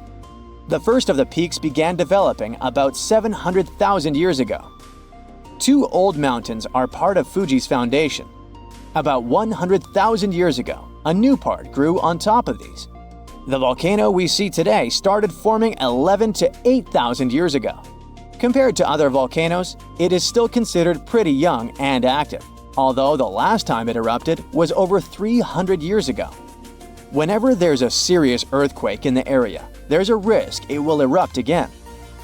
Thousands of people still climb it every year. You could technically live inside the Eiffel Tower if you really wanted to. Gustav Eiffel designed the tower to feature a private apartment for himself right at the top of the construction. He left the place all neat and tidy with warm wallpaper, soft chintzes, wooden cabinets, and even a grand piano. These days, the only tenants of the apartment are two mannequins, that of Eiffel himself and of Thomas Edison. The famous inventor was a frequent guest in the apartment. If you buy a ticket to the top of the tower, you can get a sneak peek of the apartment through a window as a bonus. The Statue of Liberty also has a hidden room. It's in the torch. This part of the statue is 29 feet long and is made of copper. It sits on a steel framework that was designed by Gustav Eiffel. Yes, the same person who created the Eiffel Tower. Unfortunately, you can't visit the torch as a tourist ever since it was completely closed back in 1916. But they placed a camera there in 2011 to allow people to enjoy live streaming of the panoramic view from the torch. If you ever pass through Trafalgar Square, you'll surely miss London's smallest police station, since it's hidden beneath a lamppost inside an ornamental light fitting. The reason why it was placed there back in the 1920s was to let police officers be close to public rallies. They happened quite a lot in that area. Some even said it used to have a direct phone line to Scotland Yard. It's now used as a cleaning station, so there isn't much to see there, apart from some mops. It took 14 years to finish the huge profiles of 4 American presidents: George Washington, Thomas Jefferson, Abraham Lincoln, and Theodore Roosevelt into the southeastern face of Mount Rushmore. If current records are true, there's an incomplete secret room behind Abraham Lincoln's head. It was meant to become the Hall of Records open for visitors. It would keep important artifacts and documents of American history, like the Declaration of Independence and the Constitution. A year into the construction, the authorities decided it was more important to finish the president's profiles, so they cut funding for the project. So the secret room was never finished, and visitors to Mount Rushmore can't see it. The Passetto di Borgio is a special hidden walkway that connects the Vatican City to a nearby fortress called Castel Sant'Angelo. It's around half a mile long and was built in the 13th century. It was used by popes to escape from the Vatican when they were in danger, and it was used this way at least twice in history. A statue of Leonardo da Vinci, located at Rome's Fiumicino Leonardo da Vinci Airport, was first unveiled back in 1960. During a recent renovation, one of the workers made a mysterious discovery during this process. He found a small hole somewhere in the middle of the statue, at a height of about 30 feet. After it was carefully opened, they found 2 parchments inside. The first document, written in classical Latin, told the history of the area that now houses the airport.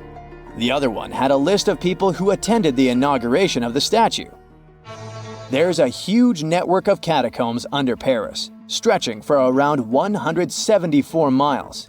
It's one of the largest grave sites in the world, and brave tourists are allowed to visit only a small section of it. But some people manage to get into the restricted passages to throw picnics and parties, and even start businesses there. Businesses like a fully functioning movie theater with an underground restaurant and bar. The law enforcement officers who found it believe it must have been built by some secret society. Whoever arranged it was trying to hide the entrance, making it look like a construction site. A motion sensor would set off a video camera, recording anyone who tried to sneak in. Then, a sound of a barking dog would play, hoping to scare off intruders. Those who weren't scared away would get into an underground theater with rows of seats carved into the rock, a big movie screen, and a projector just like in a regular movie theater. The experts were surprised that the electricity worked so well underground to power it all, so a team came back to check it out. But when they returned, everything had been removed. The electricity lines were cut, and the items were gone. All that was left was a note saying, "Do not try to find us." Hey, if you think Stonehenge is one of the oldest stone monuments ever, well, let me introduce you to Gobekli Tepe. Buckle up, we gotta travel to Turkey to meet this really old guy. Yeah, he's too old to travel. Jokes aside, Gobekli Tepe, an archaeological site located in southeastern Turkey that dates back to the Neolithic period around 10,000 BCE. It's considered to be one of the oldest and most significant archaeological discoveries in recent times. The site consists of a series of circular and rectangular structures made of stone pillars. Yeah, it does look like its younger brother Stonehenge. Some of those pillars are decorated with intricate carvings of animals and other symbols. Now, you may be wondering, hey, why on earth did they make such a fascinating building? What was its purpose? Sorry, I got no answer for that. The purpose of the site is still unknown, but it is believed to have been a ceremonial center for the ancient people who lived in the area. The discovery of Gobekli Tepe has challenged long-held beliefs about the development of human civilization, as it suggests that complex societies may have emerged much earlier than previously thought. Okay, pack your stuff, our travels just started. Next destination, Masada. It's an ancient fortress located in Israel on a plateau overlooking the Dead Sea. Hey, look at that view, spectacular, huh? It was built by King Herod the Great in the 1st century BCE, and it was very smartly built.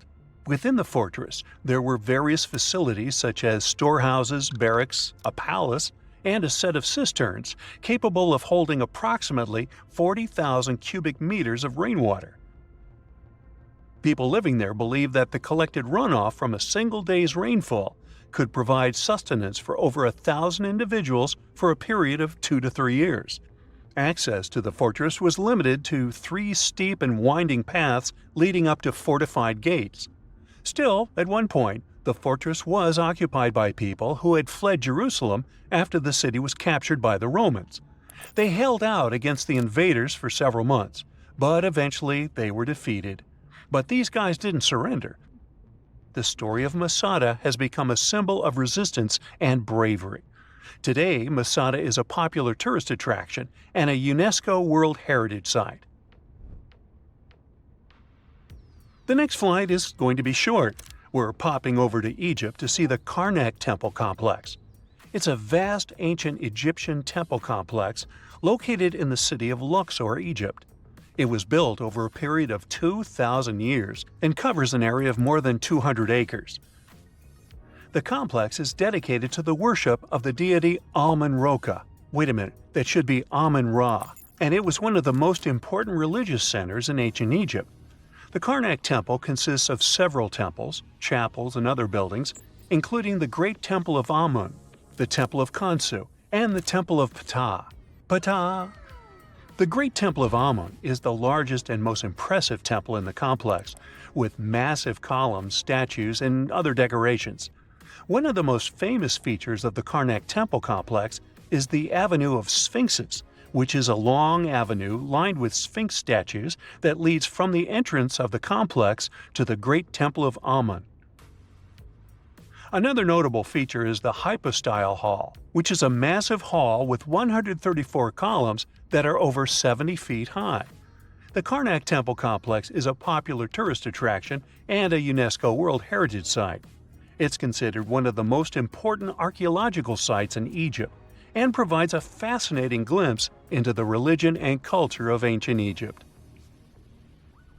Hey, we can't hop on the next flight and leave Egypt until we see the Pyramid of Djoser. It has another name, by the way. It's also known as the Step Pyramid. This ancient Egyptian site is located in Saqqara.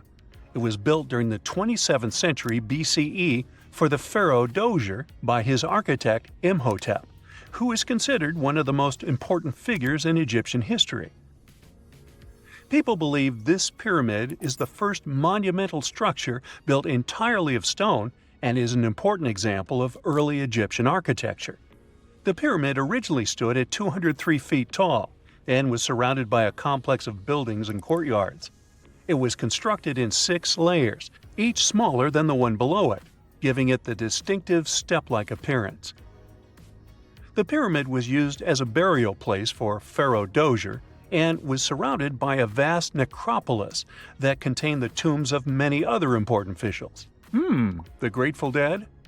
The Pyramid of Djoser has several renovations and additions over the centuries, including the addition of a limestone casing that covered the original step structure. However, much of the pyramid was destroyed over time, and today only the central core remains. Despite this, it remains an important archaeological site and a popular tourist attraction in Egypt. Alrighty, we're ready to move on. There's one more pretty recent discovery we gotta see today. The Tower of Jericho was only discovered during excavations in the 1950s and 60s. It's an ancient stone tower located in the city of Jericho in the West Bank. Just like Gobekli Tepe, this one is believed to be one of the oldest stone structures in the world, dating back to approximately 8000 BCE. The tower stands at over 28 feet tall. It's made up of two main sections, an inner tower and an outer tower, which are connected by a series of stairs. The purpose of the Tower of Jericho is not entirely clear, but it is believed to have served as a defensive structure or a watchtower.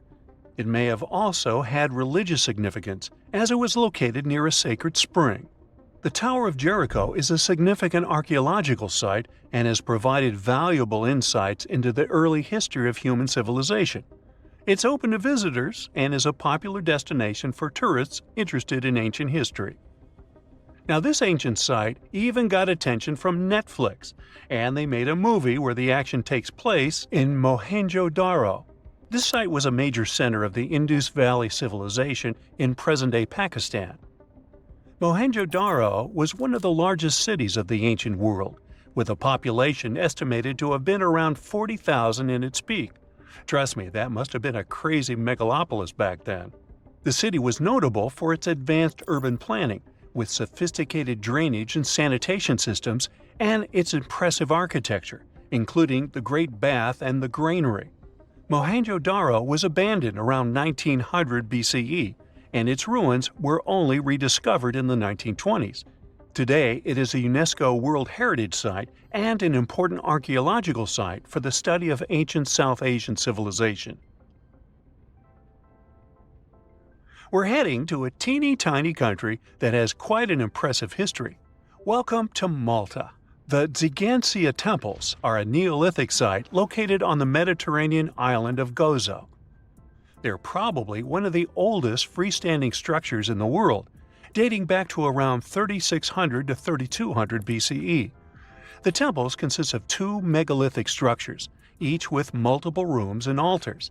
The name Ggantija means giant tower in Maltese, as people believe that only giants could have built such massive structures. The temples are believed to have been used for religious purposes and are considered to be an important example of prehistoric architecture.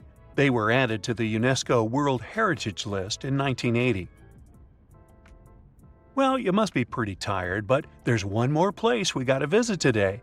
Our plane is already landing in Armenia, and we're here to see the Temple of Garni. Look, this one is well preserved. This temple dates back to the 1st century CE. It was built by King Tiridates I as a dedication to the sun deity Mir. Sadly, the temple was destroyed in the 17th century during an earthquake, which is quite a common thing for this area, but it was later reconstructed in the 20th century. Today, it's a popular tourist attraction and is also listed as a UNESCO World Heritage Site. So looky here, scientists discovered ancient artifacts near King Tut's tomb. Turns out, his VIP final resting place looks more like a public graveyard with about a dozen wooden coffins that's been there for around 3,600 years. Now, okay, I might have exaggerated a tad. The 11 tombs weren't exactly right next to King Tut, but they were close, near the same city of Luxor. New findings in Egyptian tombs can help us piece together what life was like in ancient Egypt. And guess what? Ancient Egyptians seem to have been remarkably like us, modern humans. Say, the women have always loved jewelry, and archaeologists retrieved a beautifully made necklace with 30 amethyst beads and 2 agate beads, plus a hippo head amulet. Bet it was all the rage back then. Researchers also discovered 2 copper mirrors. One had a handle shaped like a lotus, and the other was decorated with Hathor, the ancient Egyptian deity of the sky, women, fertility, and love. These recent excavations near Tutankhamun's burial site led to another jaw-dropping revelation. For the first time in thousands of years, fragments of Queen Hatshepsut's Valley Temple were uncovered. This fearless woman was thought to be the second female pharaoh, who ruled with both courage and wisdom, leaving a legacy as solid as the stones themselves. Her temple, hidden for ages, opens a window into a time filled with power, intrigue, and spiritual devotion. Archaeologists found over 1,000 beautifully decorated stone blocks on the outskirts of Hatshepsut's funerary temple. There were a very few women who managed to take the throne in ancient Egypt. Another tomb was found nearby, and it belonged to the overseer of Queen Teti Sheri's palace, whose name was Jehuti-Mez. Queen Hatshepsut seems to have even more tombs, aces up her sleeve. These tombs were carved into the rock instead of being built as pyramids, showing a unique ancient perspective on how to protect the soul in the afterlife. Experts managed to retrieve some cool ancient pieces from the site. Toys made of clay, mummy masks, winged scarabs, and some amulets. Sadly, there surely used to be way more artifacts, but over the last centuries, there have been people other than archaeologists to stumble upon this site. It's likely that looters got to these tombs before them and may have taken some valuable items. But they did leave behind some cool stuff for the researchers, like pottery used for offerings of bread and meat, along with archers' bows that connect the tomb's owners to the Egyptian military. Meanwhile, soul protection is way more important than you might think, especially if you're roaming around Luxor looking for ancient secrets. You aren't scared of King Tut's curse, are you? Let me tell you what happened to those who weren't scared, but promise me to take it with a dash of salt, okay? For years, Egyptologists, especially those who believed in paranormal activity, were convinced that there was an unsettling curse surrounding Tutankhamun's archaeological discoveries.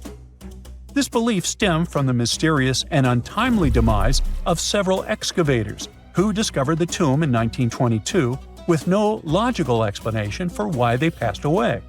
It was just easier to chalk it up to something supernatural and avoid the whole mess. But it turns out it wasn't a curse at all. It was likely the radiation that caused those excavators to perish. Now, you might wonder where the radiation came from.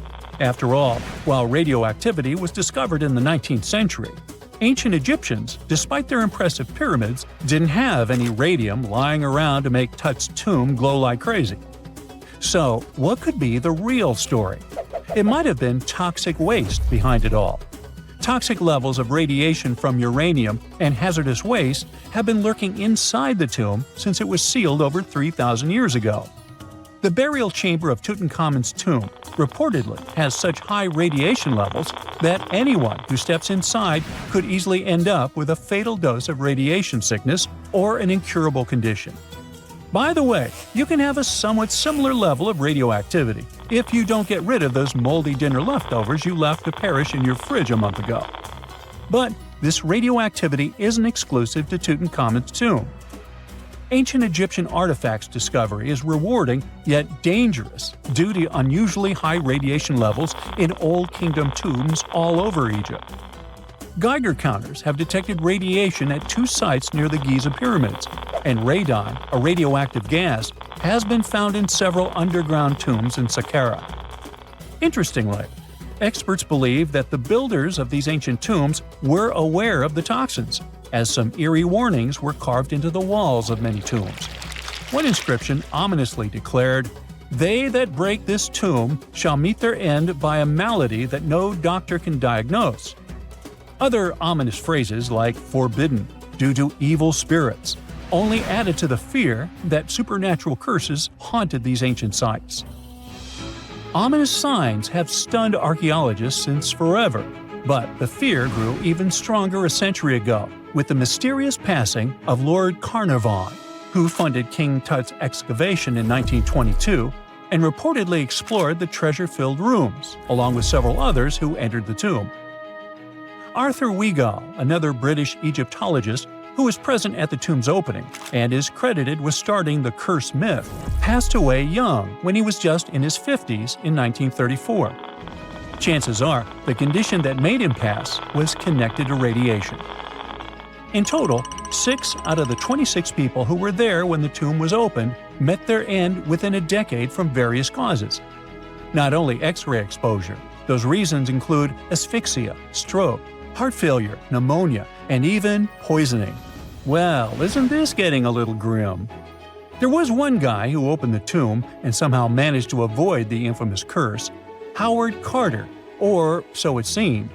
Some folks pointed to his survival as proof that the curse wasn't real.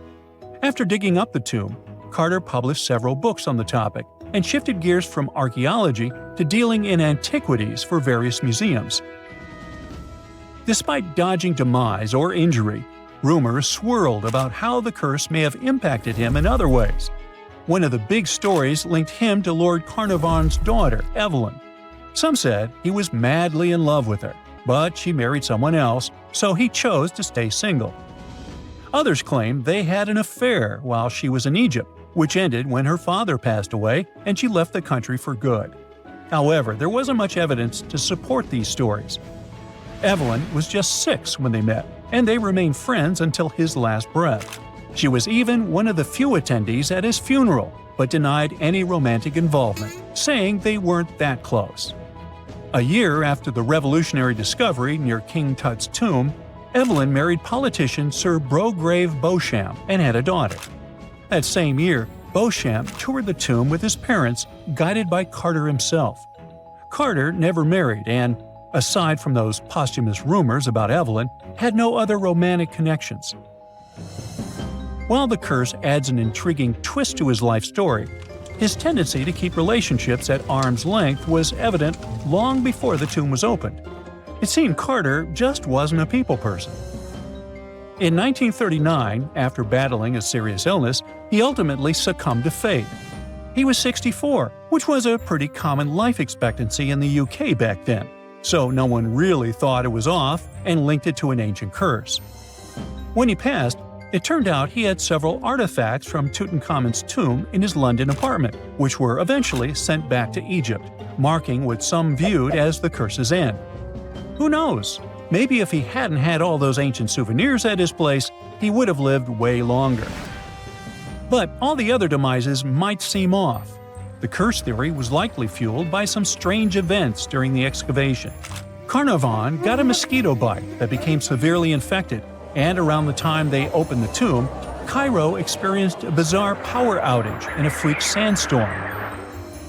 Back in England, the Earl's dog, Susie, managed to escape from Carnarvon's house and began barking frantically at seemingly nothing. At least that's what the staff and family saw. Strangely enough, at the very moment her owner's heart stopped, Susie started howling and fell down without showing any signs of life. Maybe radiation didn't play a crucial role after all, and those were indeed ancient artifacts from King Tut's tomb that made them all perish. Spooky, huh? The most exciting accidental discovery I've made in my life was a $10 bill in my old winter jacket. Some folks are luckier though, as they find underground cities from centuries ago or make inventions that turn them into millionaires. Velcro was invented after a routine walk in the woods. Kellogg's cornflakes were inspired by a chipped tooth, and Play-Doh saved a business empire from falling by chance. Back in 1998, electrical engineer John Williams found something that looked like an electrical plug sticking out of the ground. He started digging and noticed that it was stuck in a small rock. He found it in a rural location in North America, far from civilization, industrial complexes, airports, factories, and electronic plants. This piece of electronics embedded into a solid granite stone got the nickname Enigmalith and a price tag of $500,000. Some scientists are sure it's a big hoax and not a souvenir left by some visitors from space, as Williams claims. But the finder of the rock wanted to prove that it was a real piece of ancient technology, some sort of an electrical connector. If it's not a hoax, then this little find could be proof that humans, or some other civilization from the past, were way more advanced than we ever thought. They must have managed to invent a way to transmit electricity long before humans in the 19th century. He offered scientists to take a look at this find and establish what it really is without breaking the rock open, but there were no takers. Williams consulted an engineer and a geologist, and both confirmed there were no traces of glue on the electronic component. It hasn't been welded either, so it must be as old as the rock, which is around 100,000 years old, according to geological analysis. Dr. John Kellogg had a philosophy of biological living with regular exercise, massage, plenty of water, zero bad habits, caffeine, and no meat. At the end of the 19th century, he looked over a health institute in Michigan. He once whipped up a mix of flour, oats, and cornmeal. He thought that by baking whole grains at high temps, they'd be easier on the stomach and healthier overall. He baked the mix twice and first made cookies, but a patient chipped a tooth on that version. Then he decided to break it into small pieces. It's hard to pinpoint exactly how Kellogg cornflakes came to be, with so many versions of the story floating around. Kellogg's wife, Ella, and his brother Will both claimed they played a role in creating the flakes, along with several other family members and sanitarium staff. The company lore says that it all went down one night in 1898, when some wheat-based cereal dough was left out too long, fermenting in the process.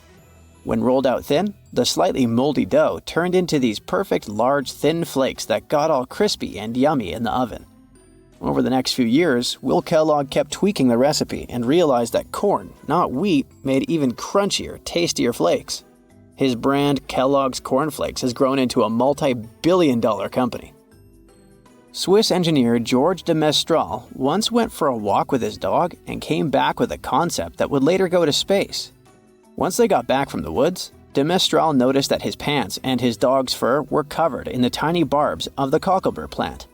He examined the burrs under the microscope and noticed that they were shaped like tiny hooks that stuck to loops on clothes and fur. He decided to recreate that natural tech to design an extra strong fastener, one with many practical uses. He was testing different materials for his invention for so many years and finally settled on nylon. He also needed to design a special type of loom that could weave the fibers in the right size, shape, and density. It took de Mestral a total of 14 years until he introduced the world to Velcro, which means velvet and hook in French. De Mestral was hoping his invention would replace the zipper on clothes, but the fashion world found Velcro cheap-looking and unattractive. But NASA didn't think so, and used Velcro for astronaut spacesuits and helmets in the 1960s. Now, Velcro is used everywhere, from footwear to toys to airline seat cushions. Before the middle of the 20th century, most homes were heated with coal. It left soot throughout the house, which was especially visible on wallpapers. Kutal Products was the largest company that sold wallpaper cleaner, but in the 50s, more and more people switched to gas, oil, and electricity, and the sooty buildup problem was mostly solved. The owner of Kutal Products was trying to save his business. Meanwhile, his sister-in-law read that wallpaper cleaner could be used to make holiday decorations.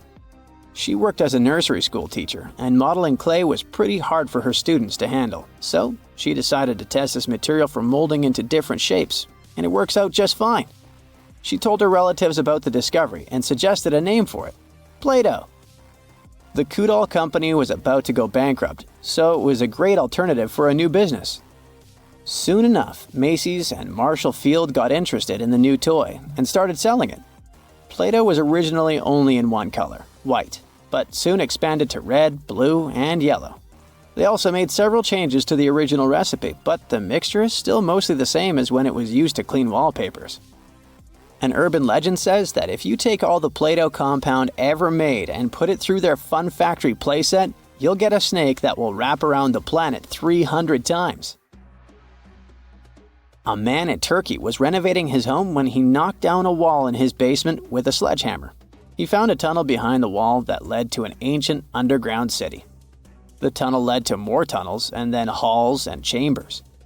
It turned out to be a whole underground complex with 18 stories and without a single inhabitant, abandoned a long time ago.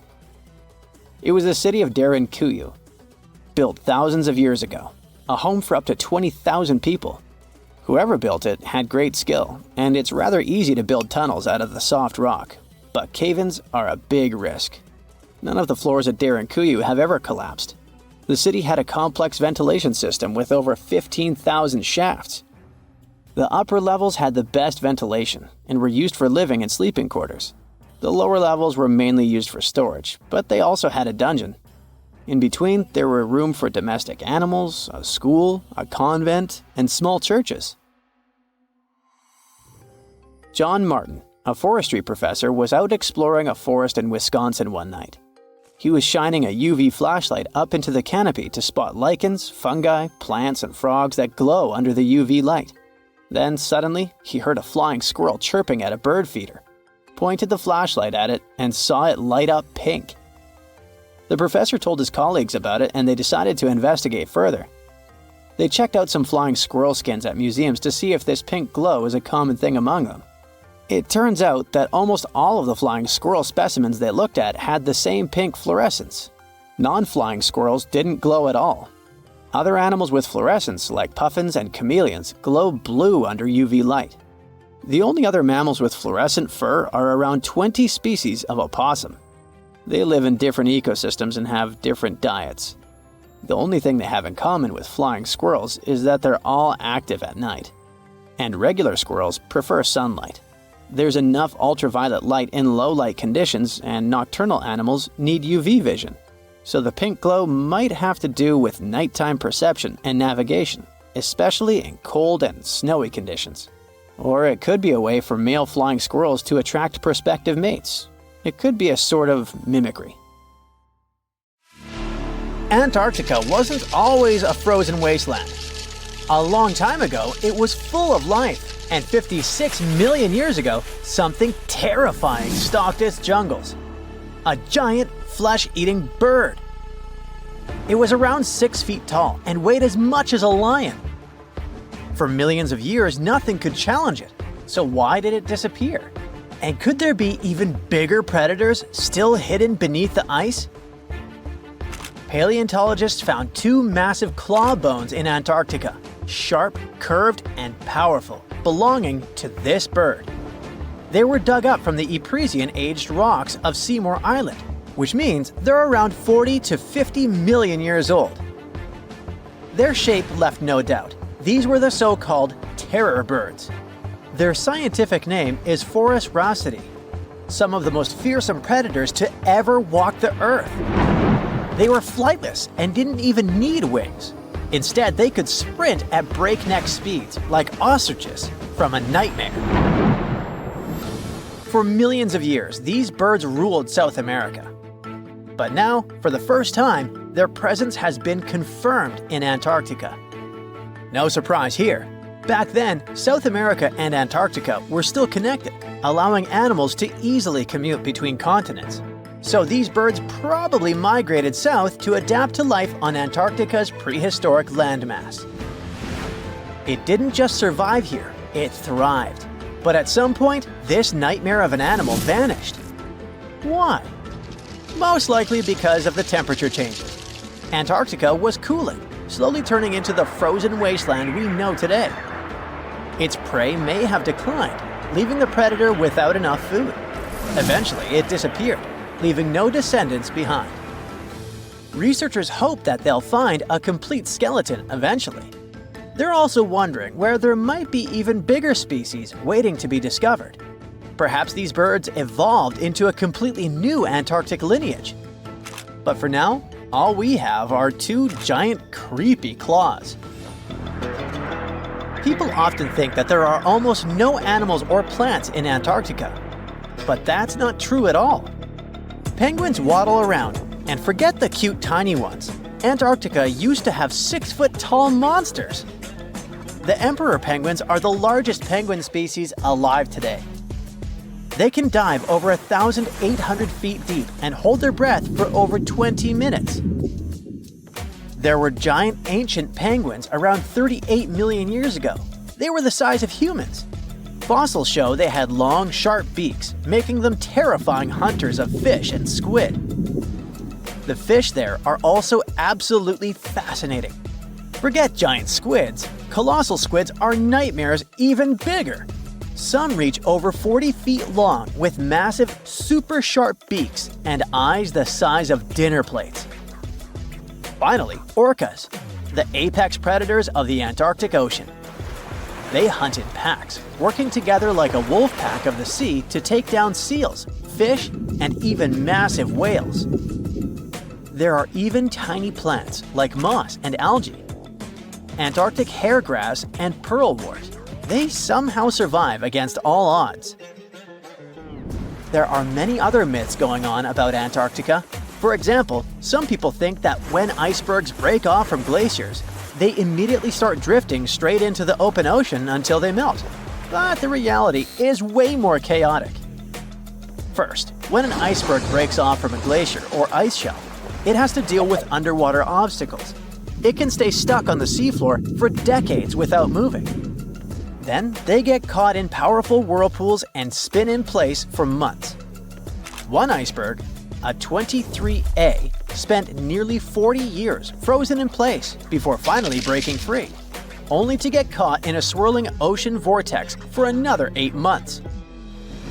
After that, their paths are influenced by ocean currents, tides, winds, and even underwater topography. They don't just float freely. Their movements are full of literal, unexpected twists. And speaking of glaciers, another strange rumor is that some humans can't travel more than 311 miles inland in Antarctica because of an impassable ice wall, freezing jet fuel, deadly winds, and no oxygen. But this is completely false. Antarctica has been explored by planes, vehicles, and even scientists on foot. There's an entire research station sitting at the South Pole. People live there all year long. The ice wall is real, a massive ice cliff rising above the ocean. But that isn't some secret barrier, it's an ice shelf. These are thick slabs of ice that form when glaciers slowly flow off the land and spread over the ocean. Almost 3/4 of Antarctica's coastline is made up of them, but they don't form some giant ring around the world. Antarctica is one of the most extreme places on Earth, but we've conquered its challenges, and we keep learning more about it every year. That's why every year, millions of dollars are poured into keeping research stations running, protecting wildlife, and making sure the people who live there have everything they need. But where does all this money go? Well, Antarctica stations are basically small cities. There's electricity, heating, water purification, food storage, and medical facilities.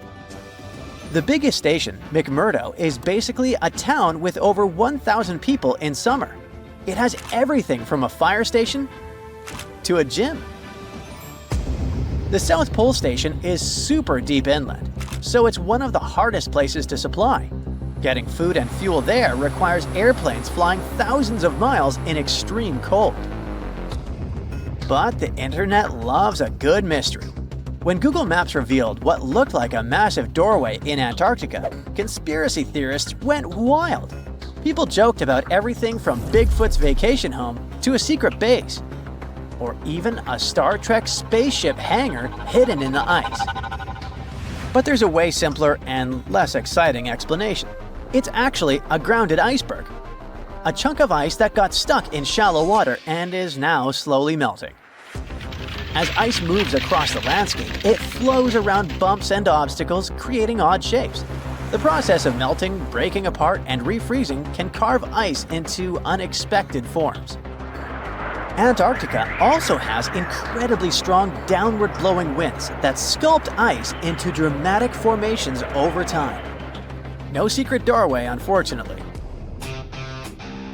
And speaking of doors, for years, Ushuaia, Argentina, has been called the gateway to Antarctica, the last stop before the icy continent, the place where expeditions begin. But there's another option. Punta Arenas, Chile. Let's compare them. Ushuaia is closer to Antarctica. It's the top departure point for tourists going on cruises. But no regular flights to Antarctica. No major scientific bases operating from here. It's basically controlled by the military, which refuses to allow private flights, only commercially operated ships. Yes, Punta Arenas is further from Antarctica, but 22 countries and global organizations use it as their main base. There are regular flights to Antarctica happening there every year. Private airlines can actually operate here, making it the real air connection to Antarctica. Ushuaia may have the best location physically, but Punta Arenas actually runs the show. Argentina made a huge error in picking its Antarctic airbase. Instead of setting up a simple, accessible base at sea level, they built Marambio Base, very high on rough terrain, completely impossible to reach by land. Everything has to be flown in by helicopter, making operations slow, expensive, and frustrating. For 50 years, Argentina stubbornly stuck to this bad decision, while Chile set up efficient, well-planned bases that the world now uses. If things don't change, Ushuaia will be nothing more than a tourist stop. But what's terrifying is that Antarctica seems to be returning to its past. It's supposed to be the coldest place on Earth, but something shocking happened just recently. For the first time in recorded history, temperatures in Antarctica broke 68 degrees Fahrenheit. This continent is buried under miles of ice. Usually, temperatures there can drop to minus 112 degrees. But in the winter of 2020, scientists recorded an insane 69 degrees on Seymour Island, hotter than many places in Europe at that time. Scientists believe there are several reasons for that. First, there are changes in the way heat moves around the planet's waters. Second, melting permafrost due to the planet warming. It looks like the climate is changing faster than expected.